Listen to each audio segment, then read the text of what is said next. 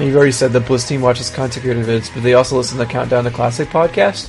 I think the Classic team does, yeah?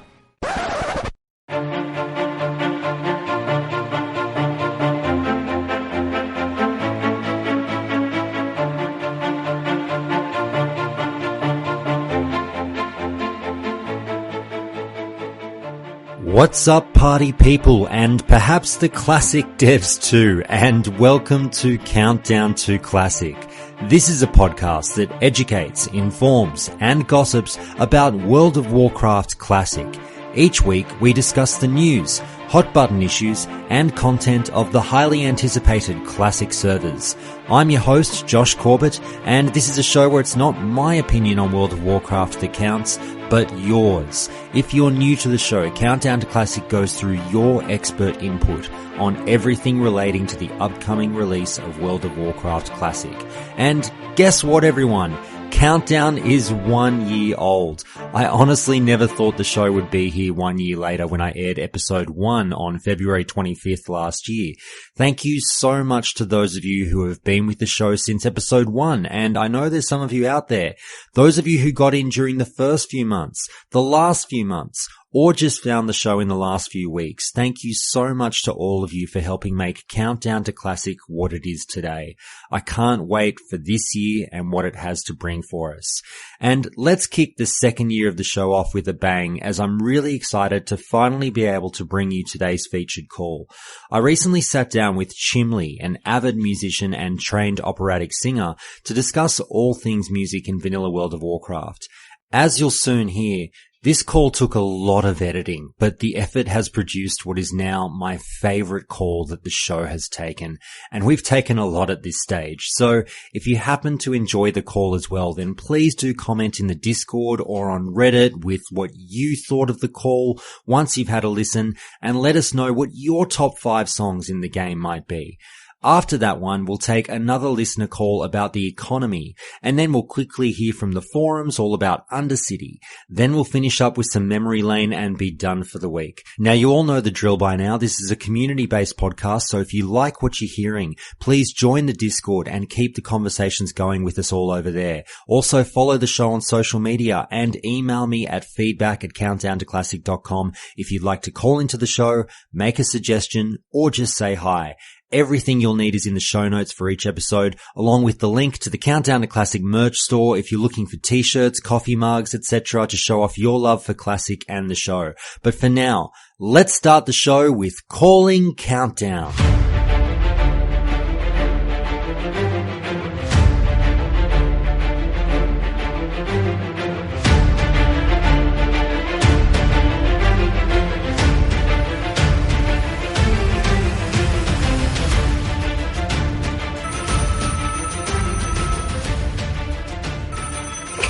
Alright, it's time for another Countdown to Classic call, and I'm very, very happy to be talking with Chimly today. Chimly, how are you, mate? Good, thanks. Thanks for having me. It's absolutely my pleasure. I'm so grateful that you took the time out for this call. This could be a little bit on the longer side. We'll see how we go. I'm, as I said to you, anywhere between sort of half an hour and an hour. We'll see how we go, because we've got a lot to talk about with this topic, because you're here as a little bit of a aficionado, if you will, when it comes to the music of World of Warcraft. And this is something I have been basting to talk about on the show for a long time. The show's almost a year old now and we haven't touched on it, and you're the perfect person to go through it with. So what I get you to do, if people aren't aware of you, is just give people a little bit of a brief introduction onto why you're the best person to talk about this in terms of your musical background. Right. Well, I don't know if I'm the best person, but definitely I try to be. So my musical background, I didn't really, well, I could go into the long story of it, but short story is I spent a few years at music school, then just recently completed a degree in music after that. But I didn't really start any musical training until I was about 16 or so. So, from that point, that's really quite late in terms of musicians. But since then, I sort of absorbed myself in the whole world of it and found it really fascinating. My main training is as a singer. So I, specialized in opera for my degree. And, most opera singers, truth be told, aren't very good at the theory side of things, but I always found it quite, inspiring and trying to pick apart all these pieces of music to figure out how they work, and especially music from video games, because that's most of the music I listened to as a child, even from being 5 years old, playing Pokemon Blue and all of that, picking apart the melodies. And it's always been something that I've found really important to me, video game music. And in the academic world of music, it doesn't have nearly as much respect as it deserves. So the field of ludomusicology, literally game musicology, the study of music, that is sort of a nascent thing. It's growing. It's a new field. But yeah, I think that the music of video games, and especially Warcraft, requires a lot, or deserves a lot more respect. And hopefully one day, through my work and the work of others, hopefully it'll get that. Well, I'm so glad you brought up the topic of sort of music in other video games as well. And I wanted to touch on that first, because we'll start very broad and then we'll narrow down as time goes on, because I'm a huge fan of video game music as well. And it's something that I, against all odds, have kind of gravitated towards the music side of things, because my very, very light background in music is sort of the opposite of you, in that I know nothing of the theory of music, blah, blah, blah, but I do play guitar. I've always wanted to pick up other instruments. Piano is the one that interests me the most, but I'm one of 8 kids, and I am of all the kids in my family, of all my extended family, all my dozens of cousins and all that jazz, I'm literally the only one that ever picked up an instrument, which blows people's minds, but I'm from the least musically oriented family of all time. So my family couldn't fucking believe it when I picked up and learned guitar, of my own volition. But I love music. I mean, everyone loves music, but I really do get into it. I do sort of, get tantalized by the theory side of things. I actually recently, I tell you what, if anyone listening is looking for another outstanding podcast, I have to find the name of it. There is a podcast that I listened to recently. There's a guy that breaks down, he interviews the musicians, generally pop stars, but he gets them to break down their song, literally strips it down bit by bit. And he spoke with Lindsey Buckingham recently of Fleetwood Mac to break down Go Your Own Way. And it is one of the best podcasts I have heard. I mean, I worship Fleetwood Mac, but it's one of the best podcasts that I've heard in recent times. I'll have to get the name of that by the end of this episode and dub that back in when I remember. But anyway, what I'm saying is I do enjoy stripping things down and really hearing about the theory side of things, even though I'm not particularly attuned to it. But let's start up with general video game music. Now, I love, my girlfriend and I will wake up on a lazy Saturday or Sunday morning, and I'll wake up to the sounds of the Final Fantasy X piano soundtrack around the house as ambient music, because she loves it as much as I do. I personally, FF9 is my big one that I go to, the piano soundtrack. I love the Mega Man soundtracks, Chrono Trigger, Ocarina of Time, Earthbound, Symphony of the Night, these kinds of things. I always find myself coming back to them, and I love finding, because I'm a bit of a rocker myself, I'll go for, if I can find like a rock cover of things like, I love that stuff, and medleys. But what are your favorite video game soundtracks from back in the day?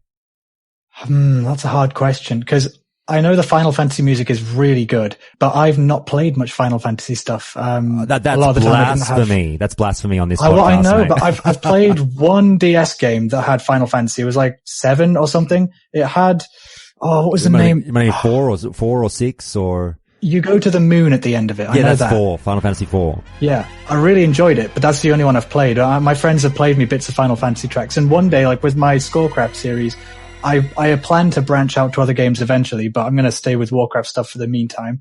But there's so much music to discover. So the Witcher games, for example, that's a recent one, obviously, that I think their music is great. But Pokemon has a very soft spot in my heart. RuneScape, even, as much as the songs are sort of a different style, there's a lot of stuff going on in them that I find interesting. And I guess, to be honest, every game that I've played has the music, all of the musics are very different. Like even Portal, it's got a couple of great songs in it, but you don't consider that game to be like one with an amazing soundtrack.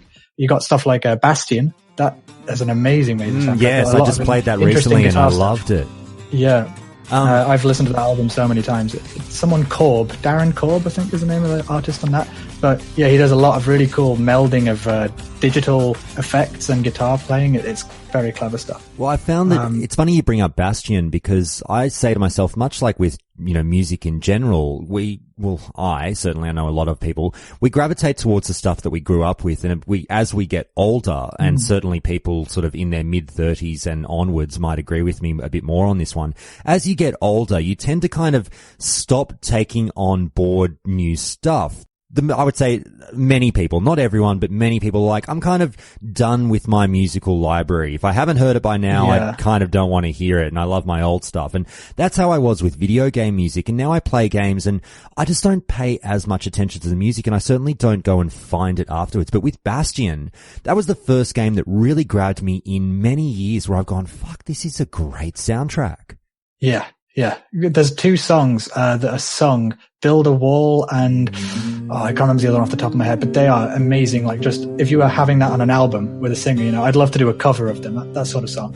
But the rest of the tracks, they're just very creative with how they meld the guitar playing. It's just so stylistically perfect for the game, with all sorts of crazy, like sampling and digital stuff. It's a real melding of styles, I think, the Bastion soundtrack. That's a masterpiece of a game anyway. But I think with the whole getting jaded or, set in your ways as you get older, it's definitely true. I find for myself that I have to force myself to listen to new music because, I know people that are crazy good at analysis that have been doing music since they were literally 2 years old, and they're hyper autistically good at music, which, I'm trying to emulate. But for me, listening to a new piece of music is almost a bit of work. So people listen to music in my office on my day job, but often I listen to podcasts on headphones, because if I'm sitting listening to a piece of music, I'll be distracted by it, because my brain's trying to pick it apart, whether I want it to or not. And especially since doing my videos recently, where I'm trying to break music down in a way that I can explain it to someone who doesn't really have much training in things, I'm drawing all of these parallels with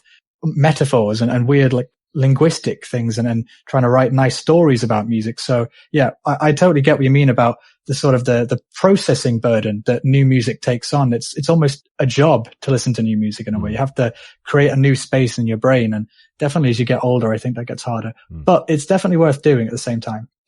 And that series, obviously, that you've alluded to, I'll give you a big plug there, is the Scorecraft series on YouTube. Please, everyone listening, if you haven't gone out and seen this one out there on YouTube, and if you are interested in, obviously, the music of World of Warcraft, Scorecraft was designed in a lab for you. It is the equivalent, it's the equivalent of what I was just talking about with the Fleetwood Mac thing, but with WoW music. It's all stripped down.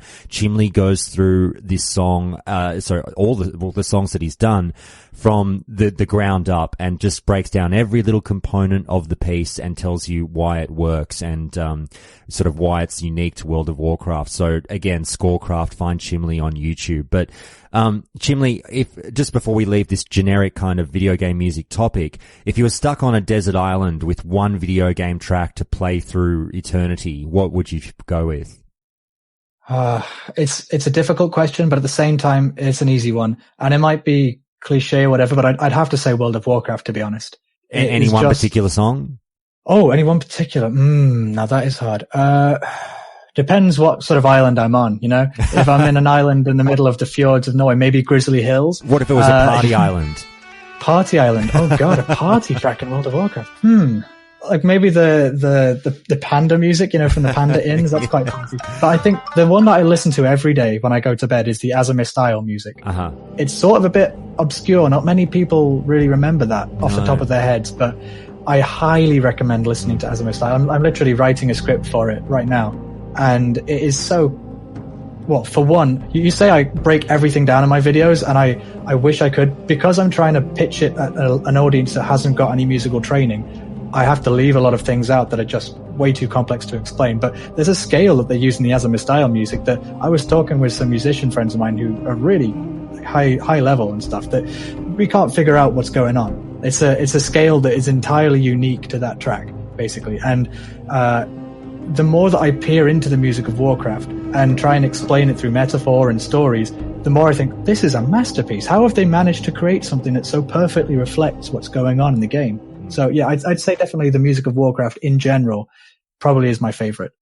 Personally, listeners have brutally heard me sing this one or try to hum this one before. My personal favorite is Dr. Wily's Stage 2-1, I think, or 1-2, I forget which one. It's the really upbeat one from Mega Man 2. But anyway, I want to pick back up on Azimir's Island now that you've brought up a specific song, and let's tackle that one firstly, because as you've said, it's a favorite of yours. I wanted to talk about how, because this one might sort of fall into this category for me. I'd love to see if you agree. As I was listening to a bunch of different tracks in preparation for this call, just reminding myself of sort of what's what, I found that there are so many tracks on the World of Warcraft soundtrack that almost, and please hear me out when I say this, almost don't qualify to the layman as like a full blown out musical track in terms of, I feel like half the soundtrack is just the most subtle of whisperings, just little drips and drabs of notes here and there that, you know, obviously are these wonderful compositions that are put together by brilliant people, but they're not what the generic music fan would term as, oh, that's a song per se. Do you know what? I know this sounds ridiculous when I say it. You're exactly right. No, you're exactly right. That people often talk about the difference between the music in classic and in later versions of the game, and they struggle to put a finger on what it is. And I think what you're talking about there is the main differentiation, other than the fact that in the modern version of the game, they've got live orchestras and stuff, which changes a lot of things. But because, you know, if you walk into the Borealis, the capital city for the Alliance in BFA now, there's this big, like 20-minute long section of music. And it's a lot more like a song, all of these recent pieces, because there's a lot more music going on. But in classic, it's very distinctive in that, for example, Elwyn Forest has only got about 3 minutes of music in it total. That's all of the music in the whole zone. You've never heard anything else in that zone.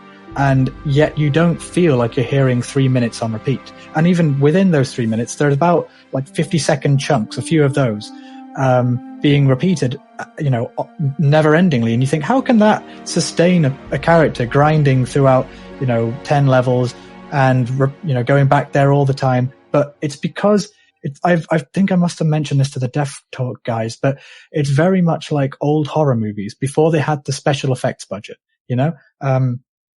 I haven't seen the original Alien movie because I'm a wuss, but I plan to see it one day.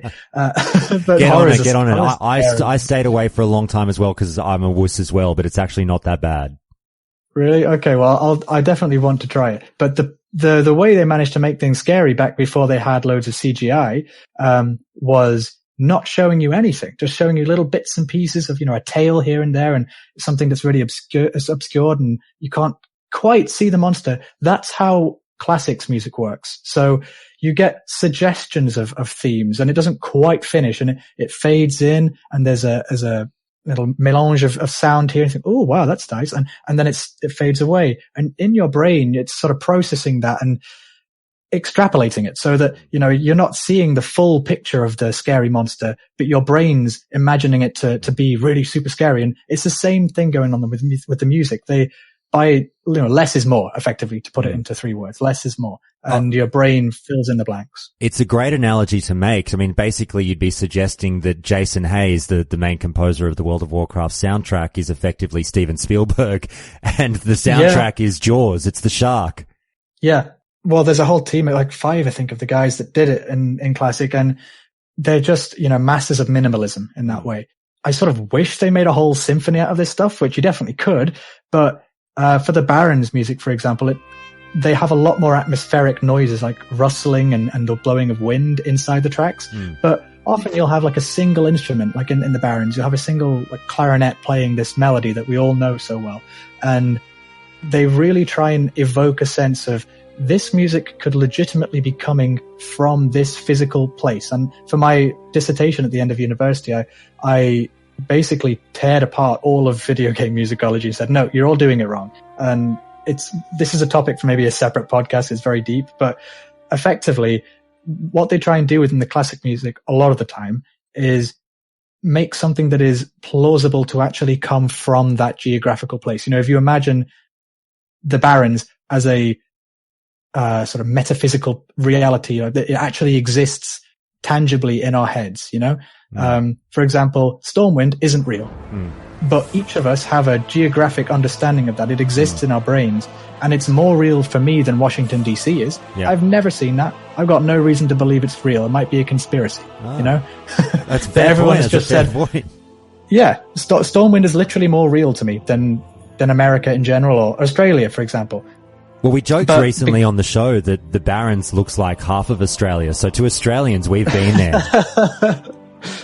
Does that mean that you're a quillbore then? Yes, that's basically you're wandering through the streets of rural Australia when you go through the Barrens. But it's something that, you know, I really appreciate that point of less is more, and I think that's a really great way to sort of sum up parts of the World of Warcraft soundtrack. But as you suggested, it's, you know, you do get the other kinds of tracks which, you know, to buffoons like me, we hear the bombastic tracks like the Stormwind theme and we go, now that's a piece of music. But I don't want to make it sound like I don't appreciate the subtleties of the other kinds of tracks. It's just more so that they really are, it's background noise, as you say at times. And you'll be in a zone and you will have been listening to the track for 2 minutes and almost not have realized it. Yeah.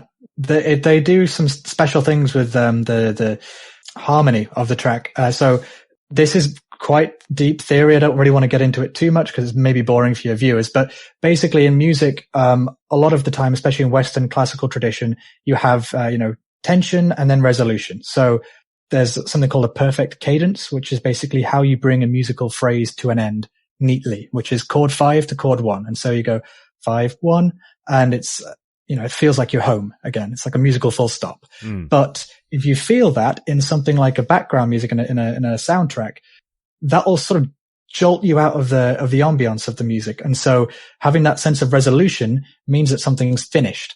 But often in the game of the music of various video games, they don't follow the same traditional musical progressions as in Western classical music. They will instead be using a lot more modal music, which is basically different sort of folk scales effectively.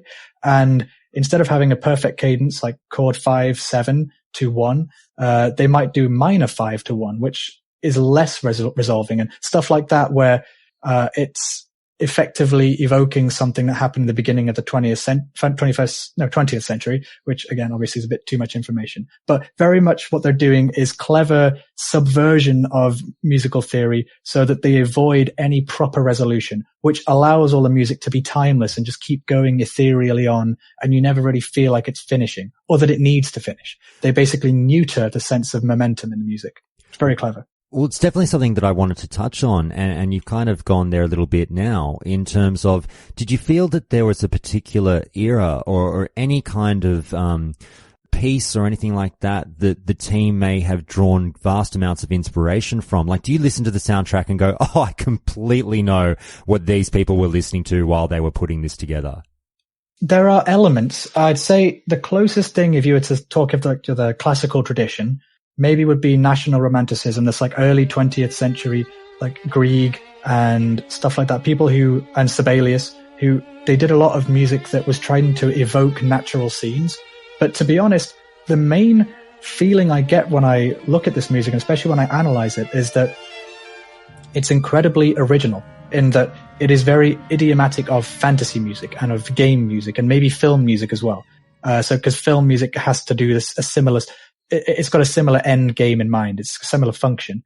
And the way that they build these pieces of music are very different to most eras previously. So they've got a lot of things called tertiary relationships, and they use a lot of modes, which are stuff that starts being introduced a little bit more in classical music from the early 20th century, but as a flavor rather than the main meat of the dish. But in fantasy music, because they're trying to make this otherworldly feeling, they sort of play by a different rule book. So when I listen to classic music or Warcraft music in general, it feels very much part of this special little area that, is ring fenced from the rest of, academic musicology, and this special little set of rules that is what you come on, if you want to make something feel like it's magic, because it doesn't really follow the rules as traditionally set. But to be honest, I prefer the result of this stuff. Now, so I don't know if that answers your question. No, absolutely does. Absolutely. Thanks for that. So one last generic question before we obviously start diving into a few tracks that I definitely want to talk about. And you mentioned a few minutes ago, you talked about the clarinet that you hear perhaps when you're going through Durotar. Yeah. Now, are there is there any one particular instrument or, maybe a couple of instruments that you see popping up in a number of the tracks on the soundtrack that you think they had somewhat of a predilection for, or that you found a bit odd that they kept coming back to? Like, is there a common theme in terms of choice of instrument that you noticed? Well, to begin with, I think an interesting thing to highlight is that there are no instruments other than voices, in that classics music is all MIDI files. It's all digital rather. It's all synthesizers.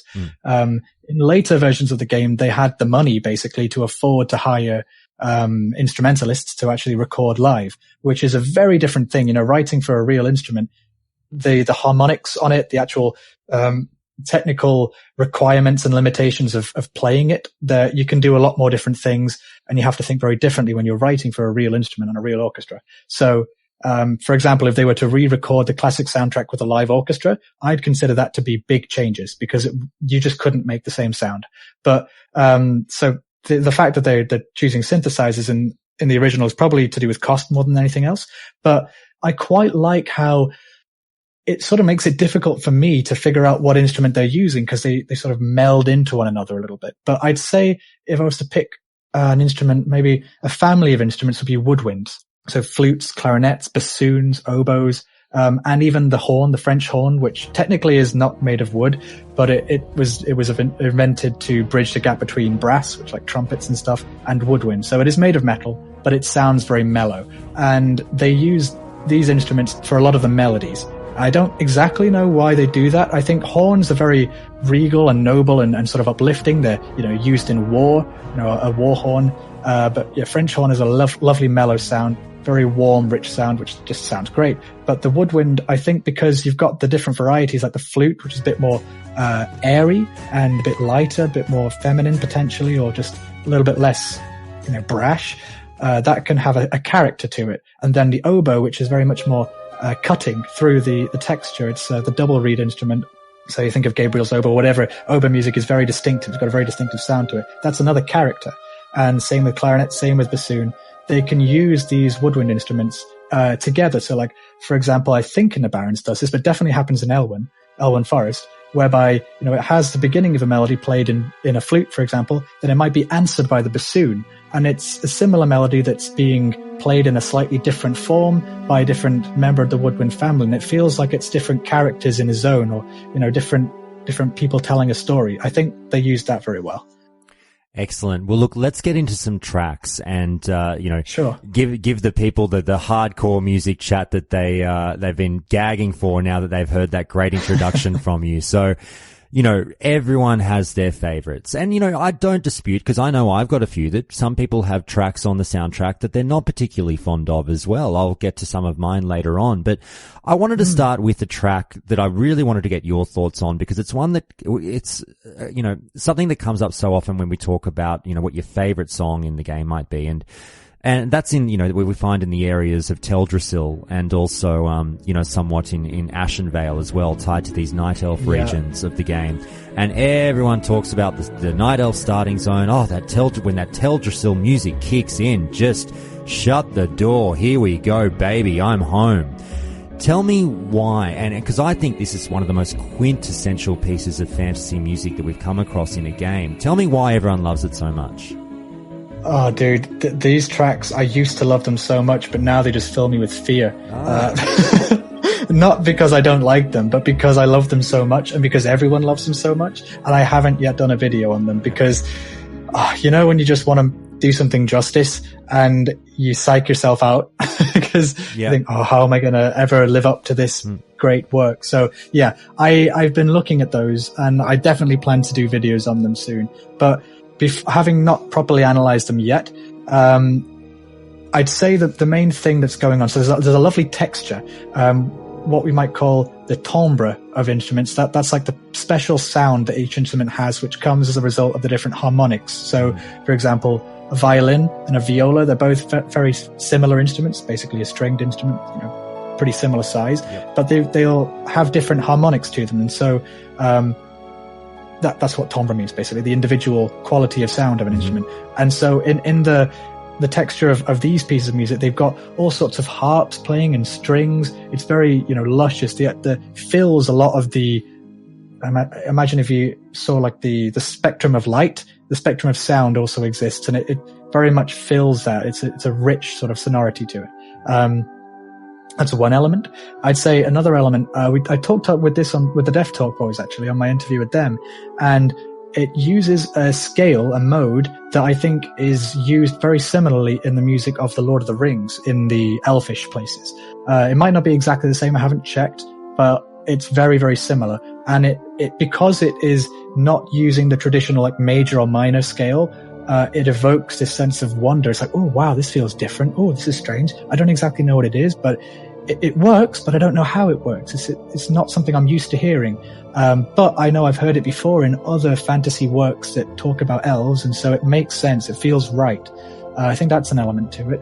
But to be honest, it's just a genius piece of music. Or the Teldrassil music, Ashenvale, Darnassus, even the capital city, is kind of different, but also captures this sense of wonderment, of an ancient race that it's got its own cultural elements to it. So you'll have harps playing. So it tells you as soon as you hear that, oh, night elves play the harp.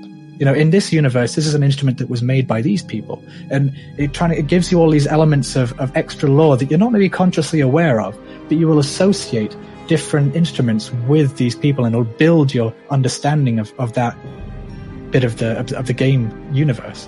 And I think as well, the singing, in combination with the harps and the big long violin notes, it gives this rapturous sort of feeling, like it's almost like a piece of religious music where it has a lot of choral elements to it. I know that's a bit of a scatterbrained answer, but you might be able to appreciate my trepidation towards doing an episode in these videos, because there's just on this track, because there's so much that goes into it. I don't want to miss anything out. No, I completely appreciate that. You talked about the singing there in your answer, and that's a note that I've got here that I've been dying to ask you about, because you've mentioned it a couple of times now, and obviously people will be quite familiar with the fact that singing or some kind of voice work is very much so commonplace on this soundtrack. We hear it in Stormwind with the chanting. We hear it in Teldrassil and just sometimes it's faint, sometimes it's in your face. But I personally love video game tracks that have some kind of, like operatic chanting or something, or booming voice in the background. Now, World of Warcraft leans on that a lot. Tell me why you think, I presume that's just something so heavily based in fantasy that they feel it works, so they bring it back quite often. But tell me why you feel it works and where you think it's best used on the soundtrack. Where it's best used, my favorite, I think, might be I'm not sure exactly what the track's called. I think it's Call to Arms. It goes Gloria, all of this stuff. Gloria honorific prelium faccio. It's something with Latin. It's this big rousing chorus number where you've got a huge choir, huge orchestra.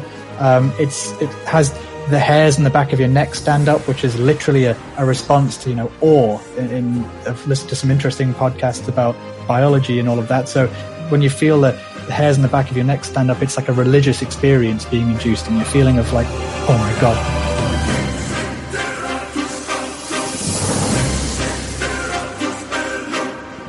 Might be a big cat about to eat me, or it might be just complete overwhelming. Your body doesn't know how to react to it. Yeah. Or that rogue's coming back to stab me in the back for the 5th time in a row. Yeah. So in hearing okay, that's great to hear that might be your favorite track with a bit of singing in it. How do you feel the soundtrack? Do you feel that they use it too much, or there's no such thing as too much with this kind of element? Well, they certainly use it a lot more in the newer versions of the game. Maybe too much. But I think Classic is something I've studied a bit more. I know a bit better. I think because they're using real voices in Classic, and the rest of everything is synthesizers, it makes it stand out a lot more. You instantly think, oh, that's a real person's voice. So it's very captivating in that sense. But if you think about Beethoven, for example, what is the first piece that comes to mind, or one of the big ones? For Beethoven, I'm not up with my Beethoven. Let me cheat here because I should know this. Oh, Moonlight Sonata. That is a very famous one. Yeah, fair enough. Okay, maybe I'll, that's a rhetorical question. So, Beethoven is very famous as a composer because you've got, Fur Elise. Have you ever been to a music class? Yes, absolutely. He's like, I hate that piece. It's just been played to death. And apparently it wasn't actually, so just as a side story, Fur Elise is for Elise. It's for a girl that he fancied, I think. But I think his publisher got the wrong name. I think he actually meant it for another girl with a name beginning with E, and the name got lost in translation or something like that. I think it's not actually meant to be for Elise, but that's another story. I'm not sure I'm remembering that right. But Beethoven is really famous for his last symphony, the Ninth Symphony, which is the first one that had a choir in it, a big chorus, which is the Freude schöne Götterfunken. But the main thing with that is you've got the beauty of an orchestral score, like a big symphony is rousing. It gets you on an emotional level, a theological level even. It sort of gives you a sort of essence of humanity that you can't quite put your finger on. But then you add singing to it, and it feels like it gives the spoken word element to the music where you see it for more clearly by the addition of words to what you're listening to. It helps refine the ineffable emotional side of music that you can't quite capture through analysis or you know what I'm talking about. You listen to a piece of music and you can't quite express it in words. That's what I'm trying to say here. Mm-hmm. But because I can't express it in words, I'm struggling. But when you add singing to that, it does help refine that feeling, and also you're hearing, especially a chorus of many different voices. It feels like you're part of a something bigger than yourself. If you're singing in that choir, for example, I've, sung in massive choirs and in the proms in Britain, and it's one of the best feelings you can ever feel. So you're in a chorus of voices, you're sort of lost in this flood of sound, and you're part of something bigger than yourself. You lose yourself. It's almost worshipful. And so adding elements of that to the music of Warcraft, it triggers all of these associations in our brain. So maybe you've gone to church and you hear this church-like music. I think there's a track called Sacred in the classic soundtrack that is so evocative. It's just like a lone priest singing in a really reverberant hall, like in the cloister of a chapel. And I think because it makes it more human, it really relates to us. This is a very fragmented answer, I know, but it's really hard to pin down music and figure out exactly why it makes us feel the way it does. But I think the addition of real human voices to the classic soundtrack gives it, it gives it that human element. We can relate to it better, and even picture ourselves singing it.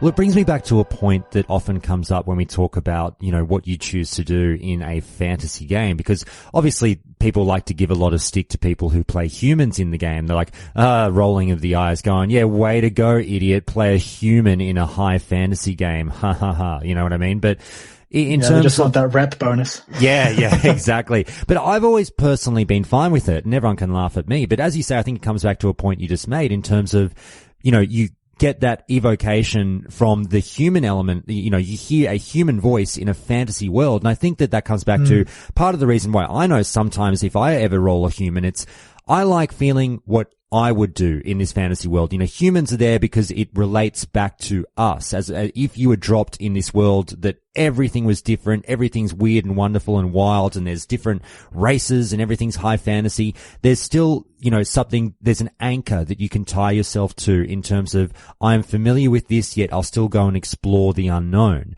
So in the music, I hear where you're coming from in saying that there's still elements of that. If there's a familiar voice as I navigate this dangerous territory in a way. Yeah, it gives it a sense of life.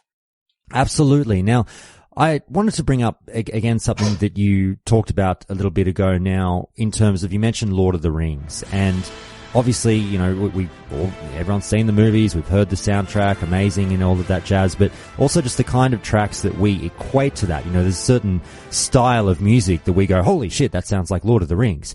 And I particularly get that, for example, in game when you walk into Burning Steps. I'm like, this is me walking into a Lord of the Rings movie. There's Mount Doom over there. This soundtrack kicks ass. It is super bassy and like the thunder of war. I really get that feeling there. Do you get the same feeling when you're in Burning Steps, and do you feel there are other tracks that are so derivative of that Lord of the Rings style, or do you just think it's kind of a blanket term for fantasy music? on Burning Steps, for a very quick thing, to be honest, I've not heard the Burning Steps music as much as you, I can promise you, because I was very young in vanilla, and I've generally been a scrub for most of my WoW playing life, so I never got to level cap until Wrath of the Lich King. So I've not heard as much of Burning Steps as you, so I can't remember it off the top of my head. That's all right. Let me play it for you now for a second. Give me 1 second. Sure. Take a listen to that for a minute or two, and then we'll come back to it.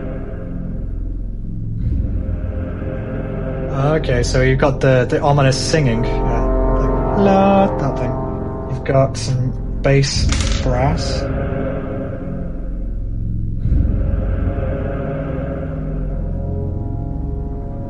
And then some trumpets.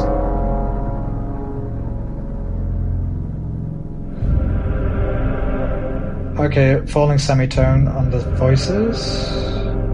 Male voice choir, that's interesting.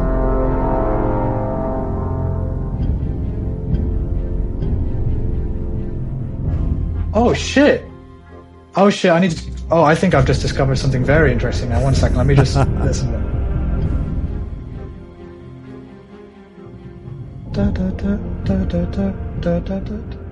Oh, okay, so there's actually a reference to Ashenvale in that, believe it or not. If you hit... It's very subtle, but there's on the cello or maybe viola, like a mid-range string, there's a little thing that goes da da da da da da. Then it does something else, but that is a suggestion of the maybe Darnassus or Ashenvale music. Forget which one that goes da da da da da da da da da da da da da da da da da da. Do you know the one I mean? Yeah.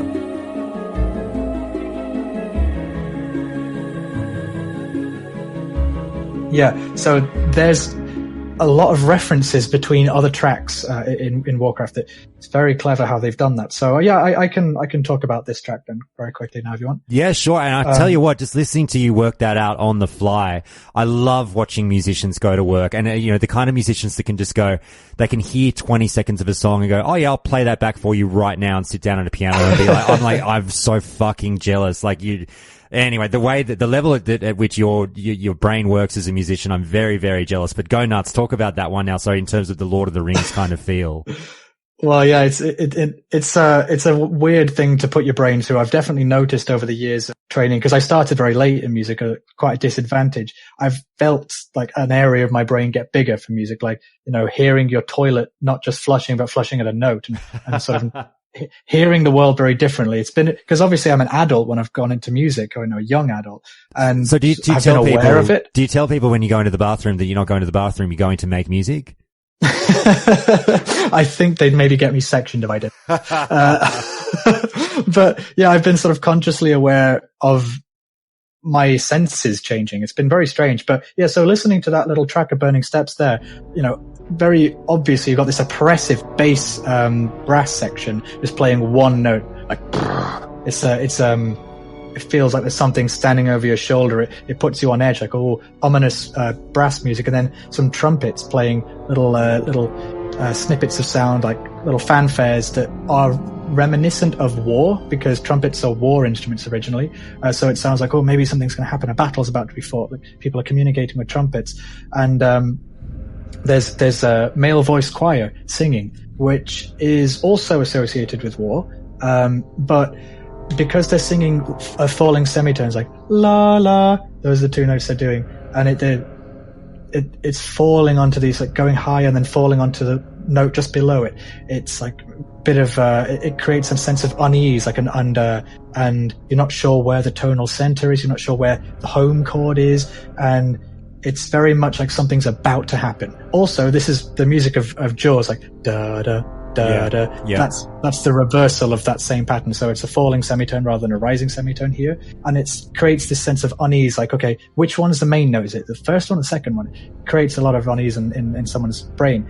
And also, I just mentioned this to you when I was listening to it. There is a quote of Ashenvale or Darnassus, I forget which one, in the cello. They've got a fragment of a melody that you've heard already from a zone that you maybe felt safe in. It's one of the first zones you get to in the game, and yet here you are in the Burning Steps, when you're a much more developed character and you're going out into the really dangerous part of the game for maybe the first time, and you hear this like snippet of something that used to, remind you of home, as it were, but totally in a different context. And it's like, okay, I've come this far as an adventurer. There's still some of me that's left, and some of that homeboy that left his village, all of that here now in this scary place. And it's all of these fragments of suggestions of other things you've heard that they throw into these tracks to evoke memories of like a metaphysical place. You're not really a kid from Ashenvale, but this is how they create the immersion of the game, because it's self-referential. Anyway, that's me babbling on about No, that was amazing. You've completely blown my mind with that note on the callback. And God, I mean, it just again makes me think you think it's just slap a piece of music together, but there really is so much more intelligence that goes into it. So thanks for pointing that out. It blows me away too. I didn't know that until I just listened to this now. But yeah, when I was going through the Duskwood music, the main little piano motif in the Duskwood soundtrack.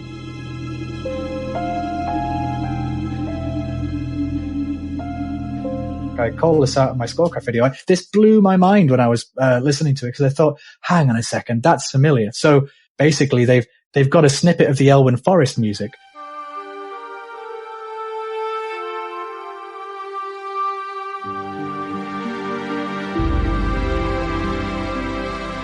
That they use to be like the main melodic motif on a piano in the Duskwood soundtrack.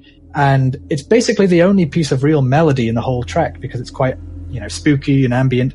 But it's a corrupted form of this Elwyn Forest music. So they're describing through sound something that you see in game. You know that Elwyn Forest used to be the same thing as Duskwood. It was part of, I think they called it the Great Wood or something in the lore of the game. But yeah, before Duskwood got all corrupted, it was like Elwyn. And yet when you're in Duskwood, you can hear music that is corrupted version of the Elwyn music. It all makes sense how it all works. It's genius stuff, really.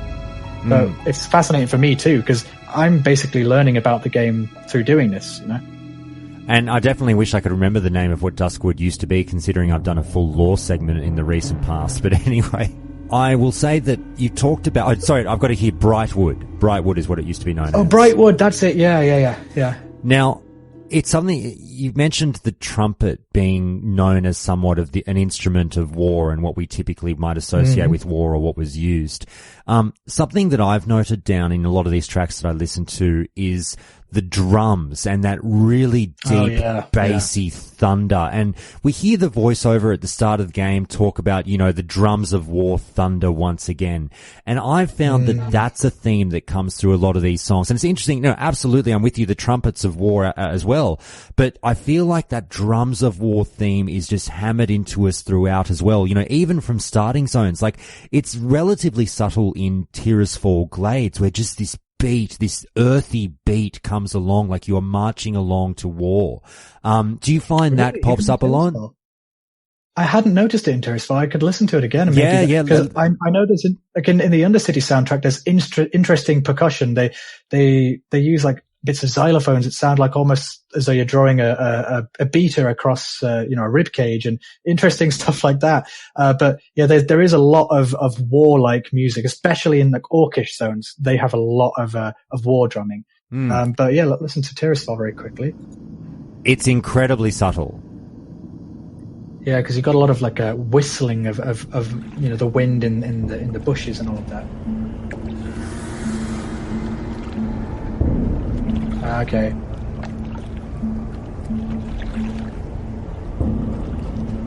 Okay, yeah, so that is very subtle. Not very many strikes on that. It's a bass drum, and just the hint. It's almost muffled. Yeah. I found that it's interesting, like, not that you can't have a drum in any bloody, moment of the game you want, but just to have that starting zone, just the one or two beats of just doof. Just like that hint, that faint hint of there's a call to war somewhere.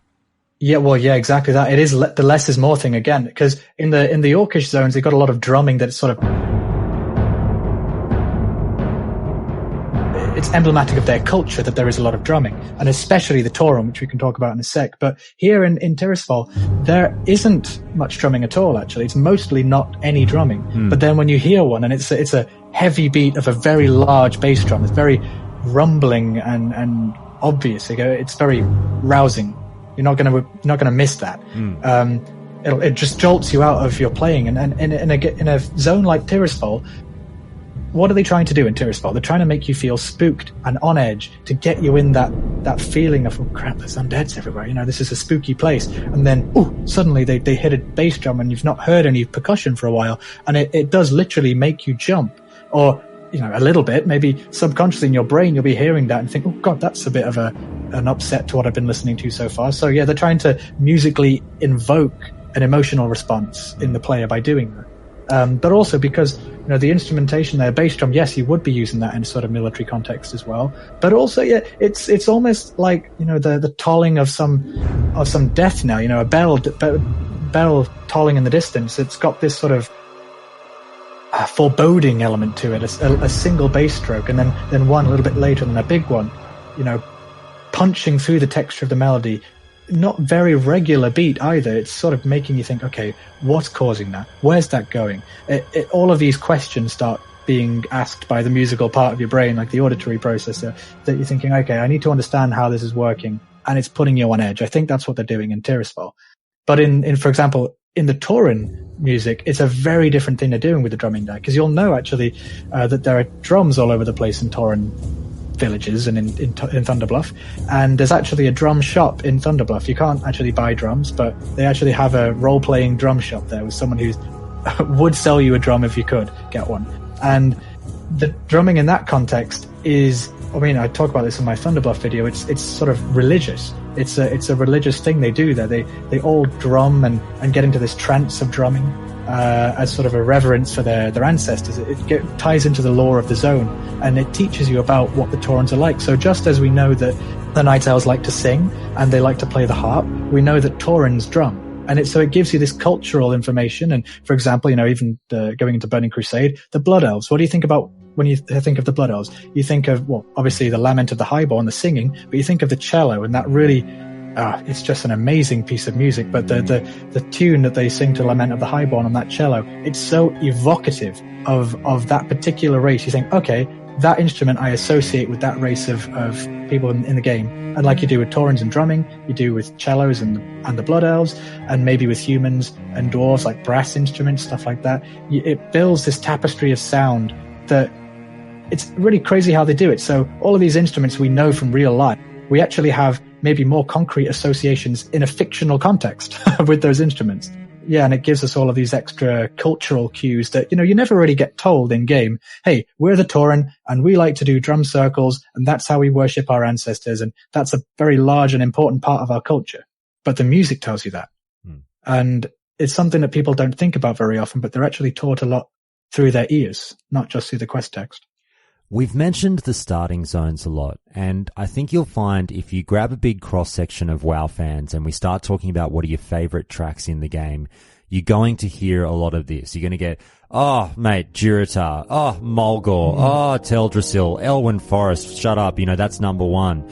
And yeah, I think that, personally, I believe that that's really tied down to the nostalgic factor in terms of where your journey started, and people hear that theme and it just evokes so much love from them, because that's the moment when they might have first fallen in love with the game, and that's the track that was playing at the time. So there's a lot tied to that. But do you feel that we talk about the starting zone tracks so much because those tracks are actually musically amazing, or perhaps it is a bit more of that nostalgic factor? Honestly, I do think they're musically amazing. And the more I actually, each one that I look into in depth, I'm blown away thinking, oh wow, there's actually more to this than I even expected there would be. With the Elwyn Forest track, for example, I did recently, it literally tells the story musically of a new character coming into the game and then leaving and trying to find their own journey. It, through sound, is evoking that particular story, which is just amazing. I didn't expect that. As I was writing, I was thinking, hang on a second, this is an amazing story that they're telling orally. So yeah, actually, that you can easily think, oh no, it's rose-tinted goggles, it's not that great. But no, genuinely, the more I look into it, the more I'm fascinated by the intricacies and the complexities of it all. Chimley, you have been absolutely amazing. I just want to finish up on some of our best and worst of the soundtrack. And, you know, I'll give you some of my personal favorites before we get into some of the lowlights. Well, actually, no, screw that. Let's start with the lowlights and we'll end on the highlights.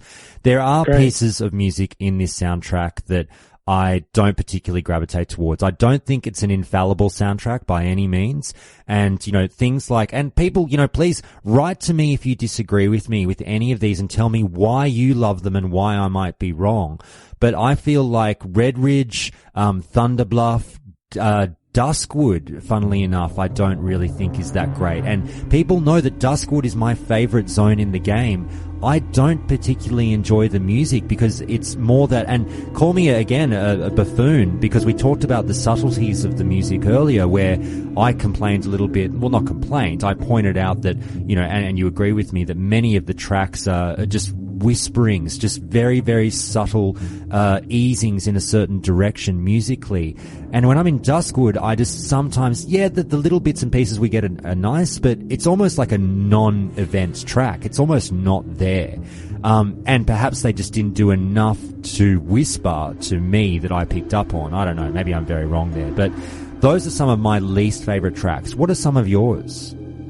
Well, okay, it's interesting. I actually really do think Duskwood's good, but it's probably because I picked it apart and tried to figure out what was going on. They're very subtle with what they do, and I think you gotta put yourself in the mind of the developer and think, okay, what are they trying to get people to feel in this zone? And in Duskwood, with the scary places, it is a lot less music and a lot more audio production and trying to make sounds and stuff like that. But like I said, that little fragment of piano music is probably the most music-y thing in that whole soundtrack, and there really isn't much melody there. But that which there is, this little snippet, is genius. You know, this corrupted and warped version of Elwyn, that's perfect. I mean, what else would you want? That's just absolutely perfect. So yeah, maybe they didn't do quite enough, or maybe it could have been a little bit more in your face, but I don't know how much more ostentatious I want to make a spooky forest. I agree with you. And funnily enough, I adore the music of Silverpine and Tirisfal. For some reason, it's just Duskwood.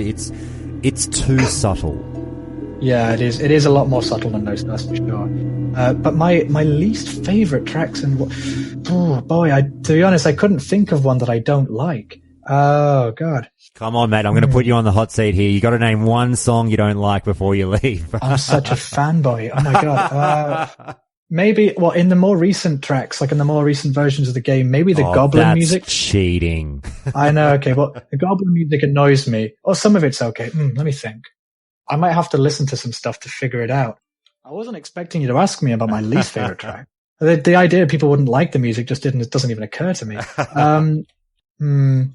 Okay, well, the Stranglethorn Vale music, I'd say maybe I like less than the rest of them. I could say many reasons I do like, just as a disclaimer. Yeah, fair enough. It's less, there's less for me to talk about. It's sort of okay. It's got that troll drumming, so it does make sense for that region, but yeah, I'd say it's my least favorite. I just don't like the style so much. It's not as gripping to me. Maybe it's because I've got PTSD from getting ganked in there every time I hear that music, so that very well might be a part of it. But yeah, Stranglethorn Vale if I was to choose one, but I still kind of like it.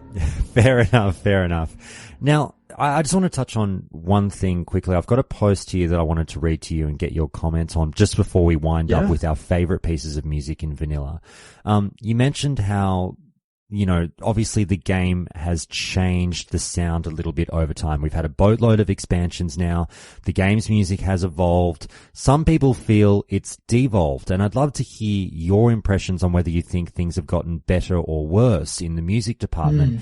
And I'm just going to read you a post that I found from the Cataclysm era. So this is a post from 2012, and it very well may still apply to the game now. I'm not so sure. I'll hear from you on this one, but a user named Magixus says this: The music in World of Warcraft is terrible. It's basically all the same. It's just that horn sound and war drums and a few strings, nothing else. And they're talking about the Cataclysm version of the game. Just listen to the combination of different instruments which go well with each other in the older music such as Dun Moreau from Vanilla. The music in today's World of Warcraft has degenerated badly since Vanilla. Just as I said, it's basically just a horn, a war drum blasting in your ear and a few strings and nothing else. Going further into the analysis of Dun Moreau, if you've listened to the whole soundtrack, you've probably noticed the wide variety of instruments used, ranging from piano to violin. When they all come together, they create the excellent feeling that the soundtrack gives. This is what the music in World of Warcraft should sound like. In other words, varying instruments, not just some crappy war drum. The music of Cataclysm is just terrible. What were the composers thinking when they composed the music? A lot of soundtracks were removed and replaced with the terrible Cataclysm ones, which is just sad. The new Mr. Pandaria soundtrack literally makes me sad as well. What a piece of untalented chase and status so-called music. I can't even bother to call it music. Once again, the horn sound is so heavily overused. Another golden example of what music in World of Warcraft should sound like is Azumist Isle and Dalaran. Once again, notice the varying differences in the songs. Sorry, this is the long one, by the way. We're almost done. The mop music sounds so happy and spiritless. It could match in a tavern, but not in an MMORPG. In my opinion, what made the soundtracks I posted earlier so good is the ancient in-game feeling that they give, whereas the mop soundtrack has nothing to do with World of Warcraft. They just tried to give the music an East Asian sound, which actually matches with Mr. Pandaria. I understand that, but once again, it just sounds too happy and joyful. So what I and many others are asking of Blizzard is to revert to the music of World of Warcraft back as it was. I know that some people might say, well, that's your taste, but seriously, it's not fun just to listen to earth-shattering war drums and headache-giving horns all the time. The music is so spiritless, blah, blah, blah, blah, blah, blah, blah, blah, blah. Alright, they actually go on for a little bit more, I won't go nuts. What do you think of the differences in the music back in the day versus what it's evolved into now? Well, I think that guy hits on a lot of good points, actually. And the tracks that he highlights there, Dalaran, Azumist, all that, I love those tracks, so good choices. But I think it suffers, of music of Warcraft from Cataclysm onwards, suffers from spectacle creep. So just as it does, think about Vanilla WoW. We were fighting bandits, and then, we had to fight a dragon and all of this. The bosses were important, an old god, that's pretty important, but eventually the stakes had to get higher and higher and higher. So once we killed the Lich King, it's like, oh wait, what now? Let's break the world. And all of this, it gets more and more ridiculous, and we go to space and all of that. Not saying I don't like it, but they ran out of enemies. They had to make it more and more impactful and exciting with each expansion. And the soundtrack followed suit, did it? Exactly, yeah. So think about in Cataclysm, what are we going to do? Oh, we're going to just break it. We're going to break the whole damn thing. And so it's going to be a lot of chaos, pandemonium. We're going to have fires everywhere. Everyone's going to be on battle stations. Stuff's going down. And also the Alliance and the Horde are now attacking each other because that's exactly what you want to do when the world's ending, apparently. So, well, I think I'd be because doing of something else, but that's, each to their own. Exactly.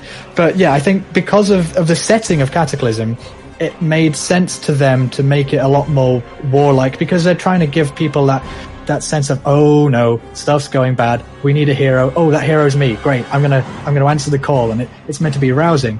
But you can only be roused into action for so long at a time. It gets exhausting. So I think they're victims of their own sort of narrative design for Cataclysm. I think that's definitely a valid claim.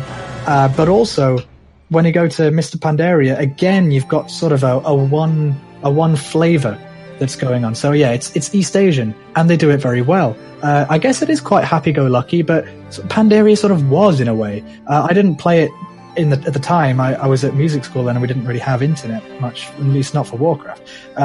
So I've only played it sort of leveling up other tunes since then. But yeah, it is very evocative of that sort of East Asian sound world. They do a good job of that. But again, they're limiting themselves to one sort of flavor of sound that no matter how well they do it, is going to get samey. And in the old days in Vanilla, you had, Winterspring, which is that sort of Dun Moreau kind of sound world. And then you have Thunderbluff, which is a completely different thing. And then, Dustwallow Marsh, completely different again. And all of these very different biomes that freshen the palate, they cleanse you. And then it's a very refreshing thing to go from Durotar, which is very, hot climate, and the music feels like that. And then you go to Dunmurra, and it's completely cold and twinkling little piano bits that, I think the variety of classic WoW is what gives it its strength in a lot of ways. And also, if you do East Asian music, you can't use the same harmonic techniques that they do in this sort of fantasy style music that gives Warcraft its fingerprint, just in terms of musical theory. Because they're trying to evoke an Eastern setting, you cannot marry those two techniques. They just don't go together. As a lot of Warcraft's music is sort of based on Western folk music or other folk musics. I think there's a lot of problems that come with the later expansions, but again, a lot of really great music. And in fact, Burning Crusade and Wrath of the Lich King especially have got some absolute bangers. And even, this is a bit of a spoiler for future episodes of Scorecraft, but there are some tracks in Burning Crusade that actually quote famous pieces of classical music. For example, Honor Hold is based on a piece of piano music, a nocturne by Chopin, and it's great how they do it. I'm not going to spoil it too much. I've written a script, but I've told my patrons that Azimir Style is coming first, so bear with me. The Honor Hold video will be coming out shortly. But also in Nagrand, I'm not sure how I meant to say it, there's a really, really crazy quote there that my friend Gabriel found. We were actually down doing an opera in the south of England in the summer, which is the Magic Flute. Very famous Mozart opera. And the Queen of the Night, you might have heard the Queen of the Night aria. It's very famous. It's just like this crazy technical piece of singing that's just so impressive. Like, how the hell can someone do that with their voice? But she does. And there's a horn, I think it's a horn, quotation of the second, or at least one of the Queen of the Night's big songs that she sings. And the melody in Nagrand, part of it, is a lengthened version of that whole melody. It's just sort of, all of the notes are stretched out a bit longer than they are in the Mozart version.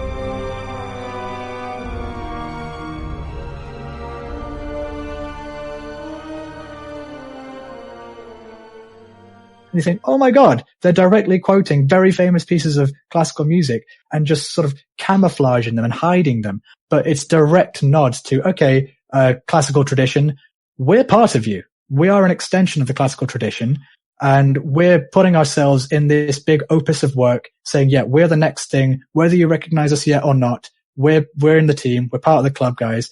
And I think they're proud to carry that torch forward. And one of the things I'm trying to do is say to the world of music at large, say, okay, guys, there's actually something really important to be found here. This is worthy music. We should include this within the canon of recognized works, I think. So yeah, I don't think Warcraft's music has completely gone downhill, but I think they get a little bit sabotaged by the fact that each expansion has a very specific theme, and they sort of have to play to that rather than the variety of sounds that were in the previous games.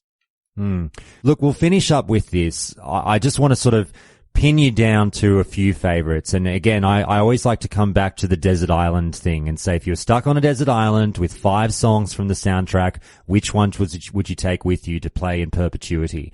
And I'll tell you mine to warm you up a little bit. Look, and people again can say it's a cop out. A lot of them are starting zone themes. I go with Teldrassil. I go with Tirisfal Glades. I do love Durotar. And I'd probably take Silverpine and Burning Steps with me as well. Now, Chimly, I'd ask you, you've been so amazing through this interview. You clearly know your shit when it comes to all of this.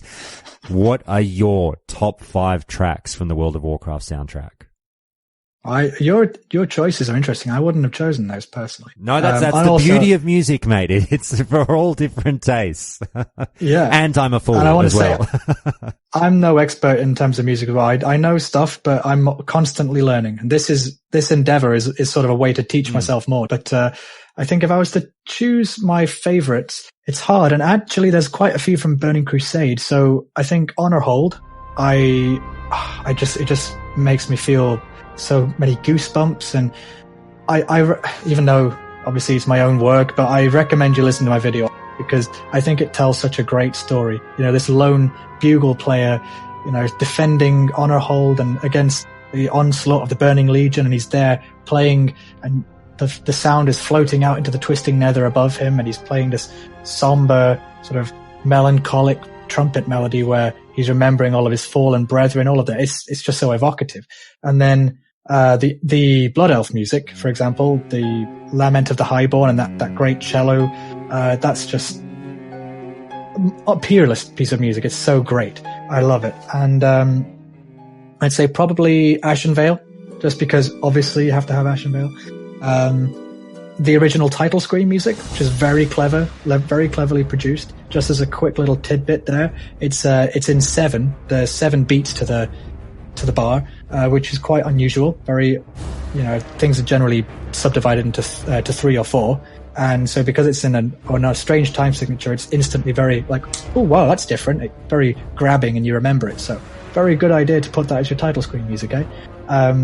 And so I think, yeah, title screen music and Grizzly Hills obviously is perfect. Azimist Isle. And to save me from listing basically every track in the game, I'll maybe call it there. Fair enough, mate. Fair enough. Well, look, Chimly, you mentioned your YouTube channel again, and please, I'll give you an opportunity now to plug that. Yeah, so just to briefly give a background of Scorecraft, the idea of it is to describe music in games, and Warcraft mostly at the moment, in a way that you don't need to have any musical training to understand. And it's a great challenge for me because I'm basically trying to explain music through story and through metaphor and all of this. But I start all of my videos with a narrative preamble. So basically it's a bit of a lore version. So my original name for the series was Lorecraft instead of, you know, musical Scorecraft. I decided to do later. But so I do a lot of storytelling, narrative stuff within the video, and then sprinkle little dashes of music theory in there as well. So don't be put off by the musicology side of it. It's really not too intense. Hopefully you can learn whilst enjoying the story. And I've got Azimist Isle coming up. I've got Honor Hold. I'm going to be working on Durotar. Well, I am working on the Baron too. So basically I'll be covering everything eventually. I've also got a podcast I'm starting now called Chimcast. We've done an episode already with the Def Camp and Melderon guys. And should be having some more guests on there soon, maybe yourself. And then also I do some discussion videos, so check out my channel. I've got all sorts on there. Mate, I'd be more than happy anytime. You just let me know. Everyone, go and check out Chimly. He's a great member of the community and someone who's putting in a lot of work, obviously, to help people enjoy the game just that little bit more. Fantastic. So, yeah, anytime. All right, mate, we'll talk to you later. See you soon, dude.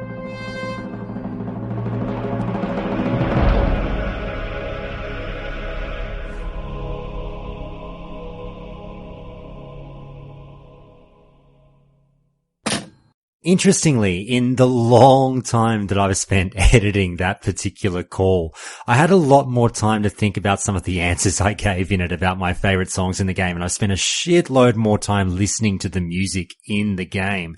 And I just want to change my answers, and it's my show, so I'm allowed to do it. So here's what I would go with my personal top 5 now. I'd go with The Legends of Azeroth, that's the title screen music, Song of Elune, that's again music that you'd hear in Teldrassil, the Orgrimmar theme, Enchanted Forest, again something you'd hear in Teldrassil or a Night Elf area, maybe Ashen Vale, and the Alliance Tavern music. So those are my top 5. Have a good think about what your top 5 vanilla World of Warcraft songs are and post them in the Discord or comment over on Reddit where I've posted this episode and let me know what's your top 5. I'd love to talk about it. And with that phenomenal call with Chimly done and our appreciation for WoW music at its absolute peak, I've been holding on to this one for quite some time, but with huge thanks to listener Cygnus M for giving me the okay to play this, let's hear a very quick hit of fan-made music. It's just under 2 minutes long, made in homage to Vanilla WoW, and I'd love to start airing more of these if anyone makes any of this kind of quality. Or maybe I'll even make my own one day. You just let me know. Here's the countdown premiere of Stealther's Paradise by Cygnus M. Been spending precious lives dying in the stealther's paradise.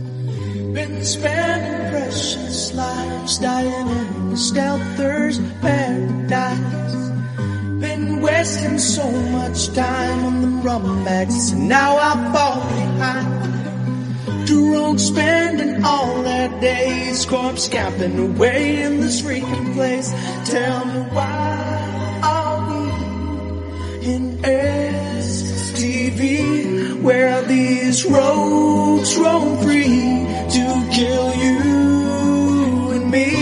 Humiliation and escalation with pure frustration, no consolation. Assassination, degradation, strangulation, mutilation, evisceration, condemnation, confirmation of the griefers of the world. Been spending precious lives dying in the stealther's paradise. Been spending precious lives dying in the stealther's paradise. Oh, been wasting so much time on them rumbacks, and now I fall behind. Two rogues spending all their days corpse scamping away in this freaking place. Tell me why are we in STV? This week on my other podcast, The Cinephiles, we covered 1992's Scent of a Woman. It was like they were coming in to rescue her, and she's there going, no, I'm fine, really. And they're like, does he take you dancing? Like, no, because he's at fucking work probably doing 120 hours a week, exactly. So I can fucking live in New York at the age of 22. Not drinking and fucking whores. He's responsible. He contributes. And when he turns up, he's... If you'd like to hear more from the Cinephiles, then please do log on to cinephiles.com. That's SINNERFILES. Or search for the Cinephiles on iTunes, Spotify, or wherever you get your podcasts from. But now, let's get back to Countdown.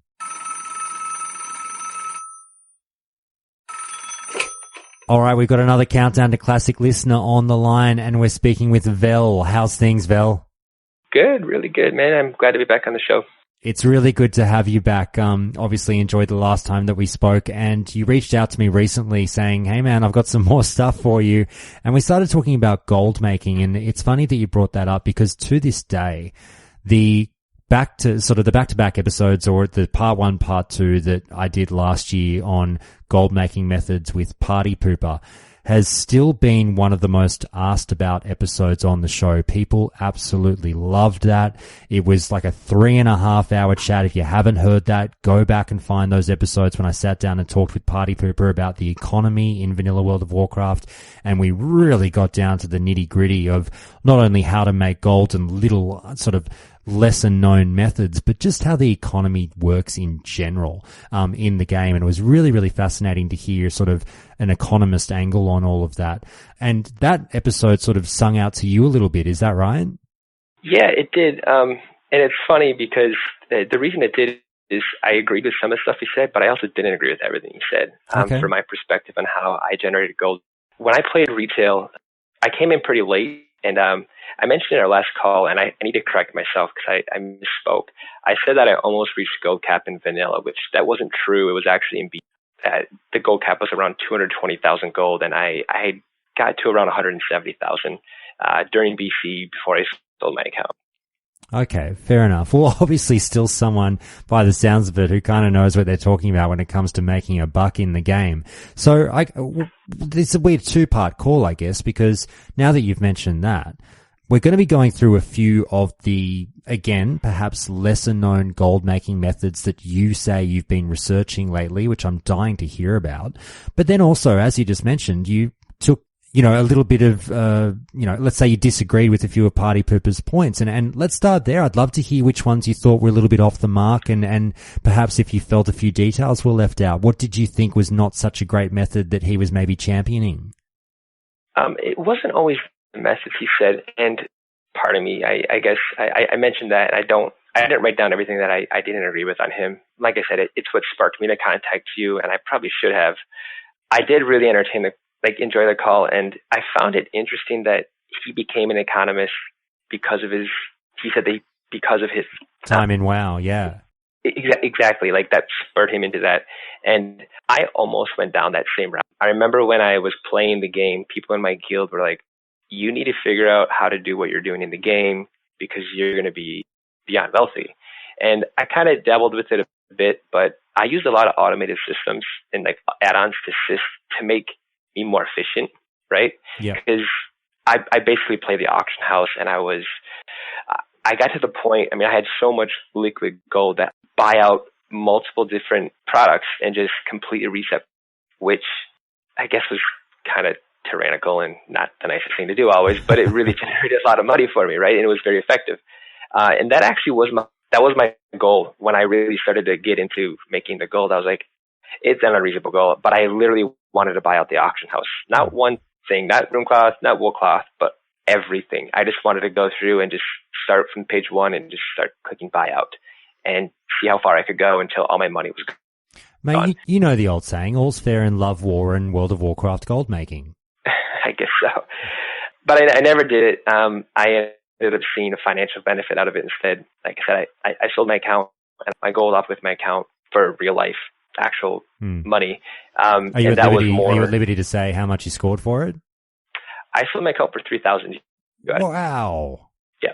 Yeah. It was in BC. I was in a top 20 world guild, and we had Alien on farm. We were one of the first guilds to get there. I quit before we got into Sunwell. We had Alien on farm for ages, so I was a rogue, and I had been the rogue class leader from the end of vanilla into BC. So it was like over a year, maybe a year and a half. Put a lot of work into it, and then I went on a study abroad for 3 months. And of course, someone replaced me in that time frame. And when I came back, that rogue had basically passed me up in priority because we had a loot council going on. And when Blades of Azeroth dropped, I wasn't first option.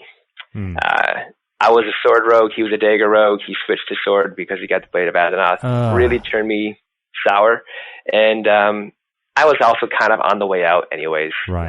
So it was kind of the cherry on top. And a $3,000 exit handshake is pretty handy though. Oh yeah.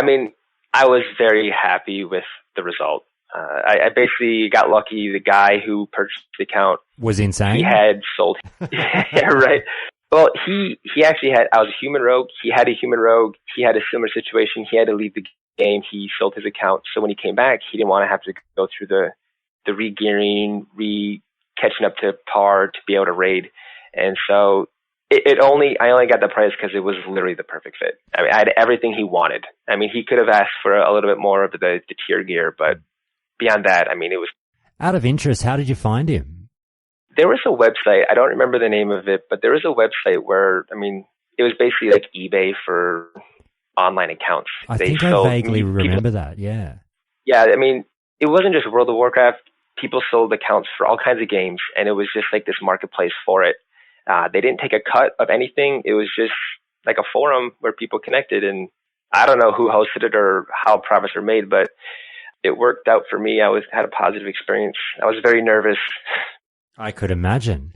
All right. Well, look, thanks for telling me that. I got a kick out of that. I forgot about sort of the account selling angle. And let's just touch on it quickly again, just because you piqued my interest there.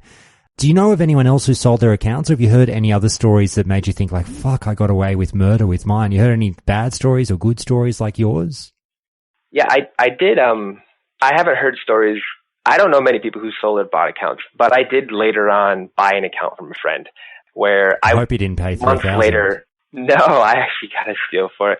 Months later, I had just was dabbling in the game, and I was playing a friend's account who hadn't played in like a year. And I played it for a while, and eventually got to the point where I was like, hey, man, I'm looking to sell my account.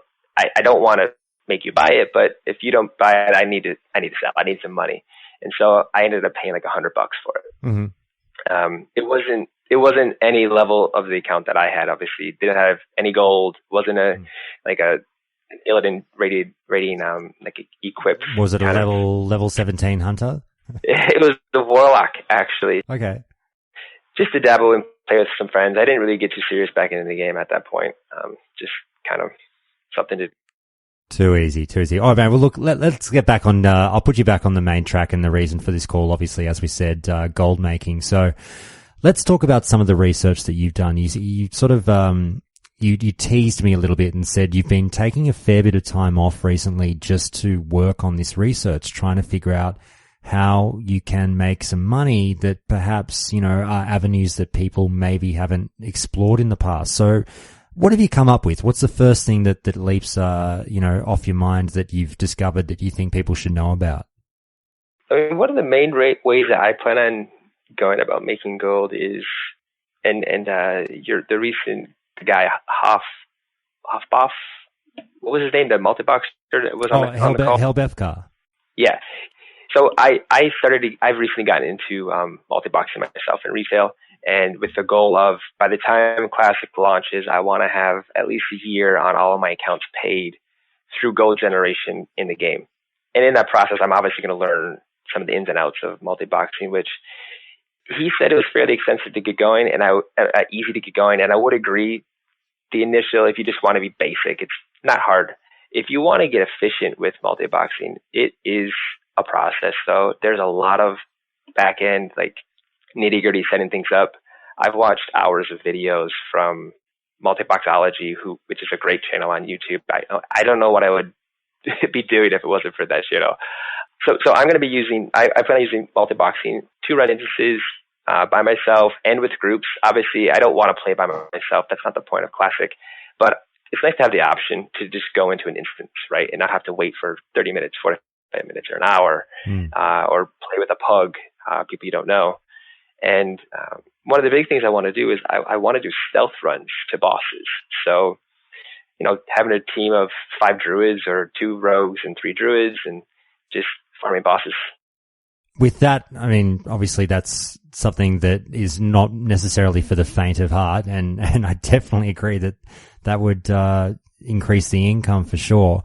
If someone weren't dabbling in multi-boxing, have you been working on anything else as well? So when I played on some private servers, and there's different classes that are better at making gold. And mage is one of the main classes. Everyone knows about mages, knows about AoE farming. And if anyone is interested in making gold, I think that's one of the most efficient ways. That's a well-known way. Farming Black Lotuses, that's a well-known way. Playing the auction house and flipping things, I feel like a lot of people talk about it, but not a lot of people do it. And it could really, it might end up affecting me long-term if more people get into it, but at the same time, it's nice to share. Yeah. And so people, I think the tough thing is one, how do you do it? And 2, it's big risk, right? And it's right. That's correct. Like, I would recommend if you do want to get into that, it's a very easy way to make passive gold when you're not online.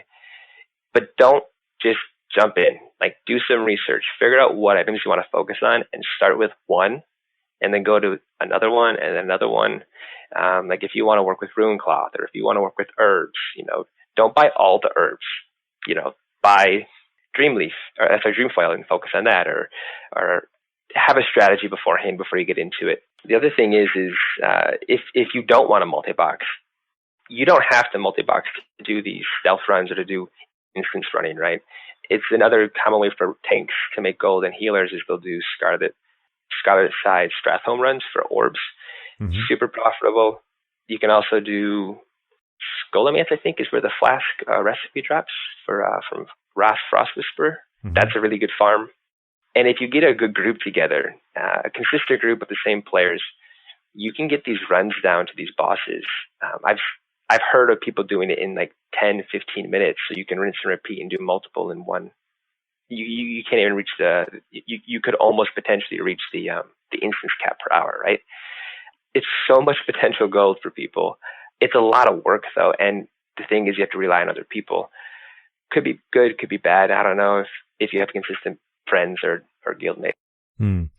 Well, you mentioned one thing about the auction house, obviously, and I agree with you in that it does seem like a shitload more people talk about it than actually do it. It's fun to sort of talk about the theory side of it, but in practice, a lot of people aren't prepared to put the time in because at the end of the day, I mean, I'm still, an advocate of this point.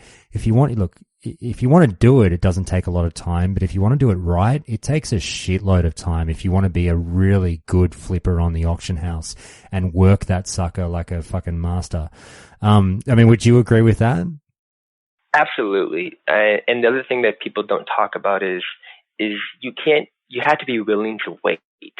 I've had items before that I've held on to for months because, I bought it for 40 gold and there just happened to be a bunch of other people posting it for 60, 70 gold, and I didn't see that as a proper amount of margin. So I'd wait and wait and wait and wait, or just know when things are going to go up in value, right?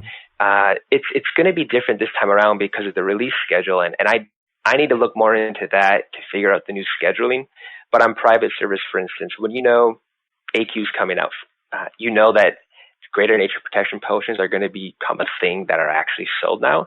So for the 1, 2, 3, 4 months beforehand, buy up those materials while they're cheap because no one's buying them, and stockpile them, put them on a bank alt, and go that route. And that's the other thing. If you want to be someone who plays with the market, you need to set yourself up for success by having things like bank alts and using them efficiently, because you should be stockpiling stacks upon stacks of different things and then selling them at the right time. And you can't do that on your main character because you won't have any bank space for yourself. I definitely very vividly remember how much time I spent on the auction house. And like I've said on the show before, look, I don't think I was far from the richest guy on my server, but I wasn't that far off. Like, I lived a very, very comfortable life in vanilla World of Warcraft because of just working the auction house, and had no trouble getting my epic mount, had no trouble buying epics to flip them whenever I wanted them, and had hundreds of gold left over.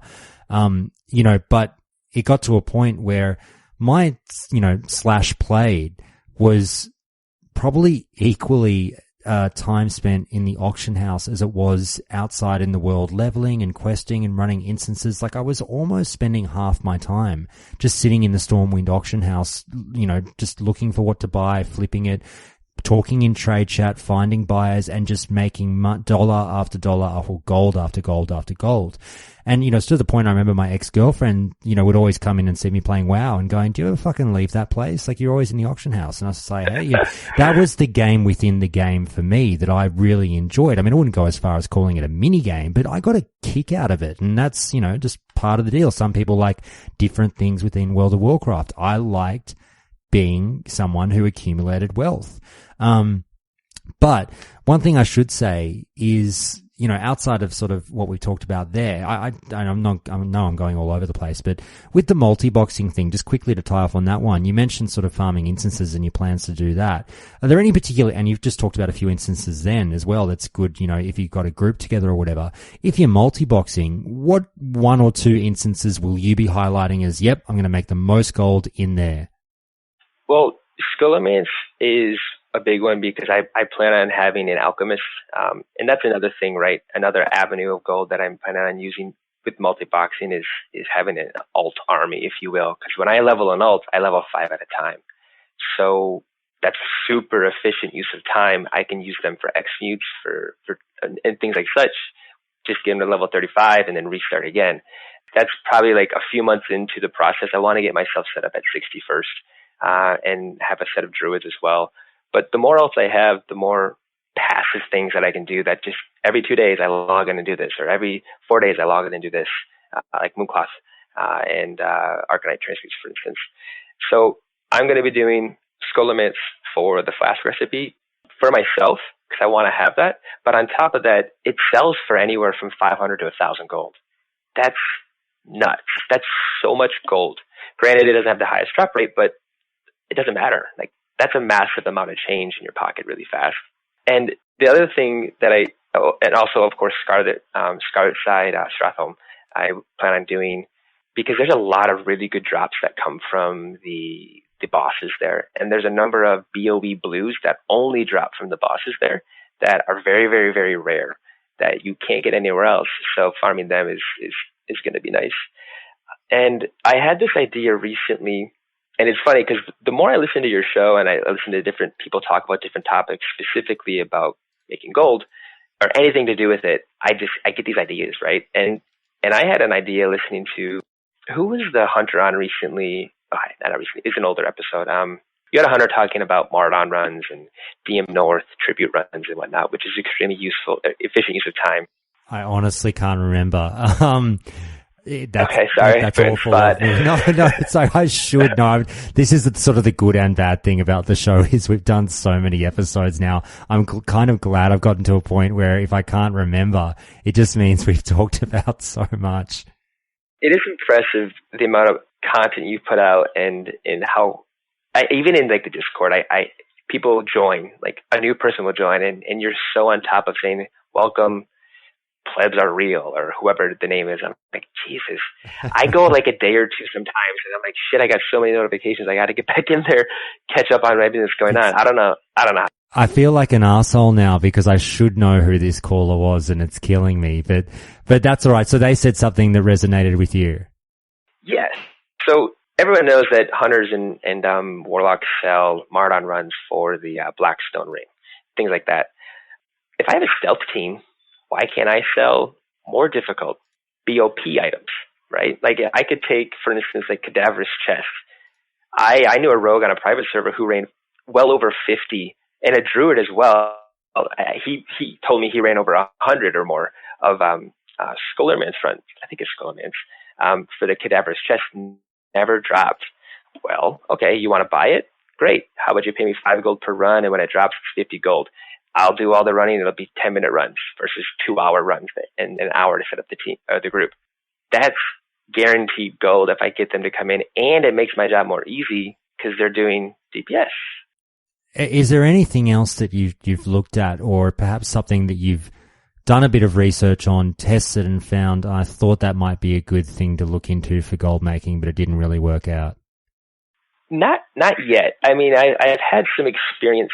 And I mentioned this on our last call when people were talking about the markets in Classic when it releases. And I mentioned that a lot of people have these distorted perceptions of how it's going to work because they've been playing on private servers for so long. And I went from playing, like you, I would venture to guess close to 60 to 70% of my slash played in retail, I was sitting in front of the auction house or at the mailbox.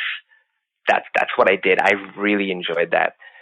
So I have a really good idea on how that market worked. When I went on a private server, I was just lost. I couldn't make money for nothing. Everyone knew how much things were supposed to sell for. There were too many people sniping up the items. Mm-hmm. It was hard. Yeah, I had a similar experience. I had to result to, thank God I had a mage, to actually farming gold, like going in BRD and doing BRD runs, and because I was raiding and I didn't have enough gold to buy my consumables. That didn't exist back in the day. I would give out consumables to friends. Like I couldn't even, I was taking donations from people this time around. So I learned on the private server, I had to become even more cautious with flipping items. One item I bought from a friend because he didn't want to hold on to it anymore was the hammer from Alderman, Pendulum of Doom, I think. Yeah, I'm pretty sure it's Pendulum of Doom. It's a twink item. It's like a 4.0 speed mace or something, and it's for level 39s or 49s.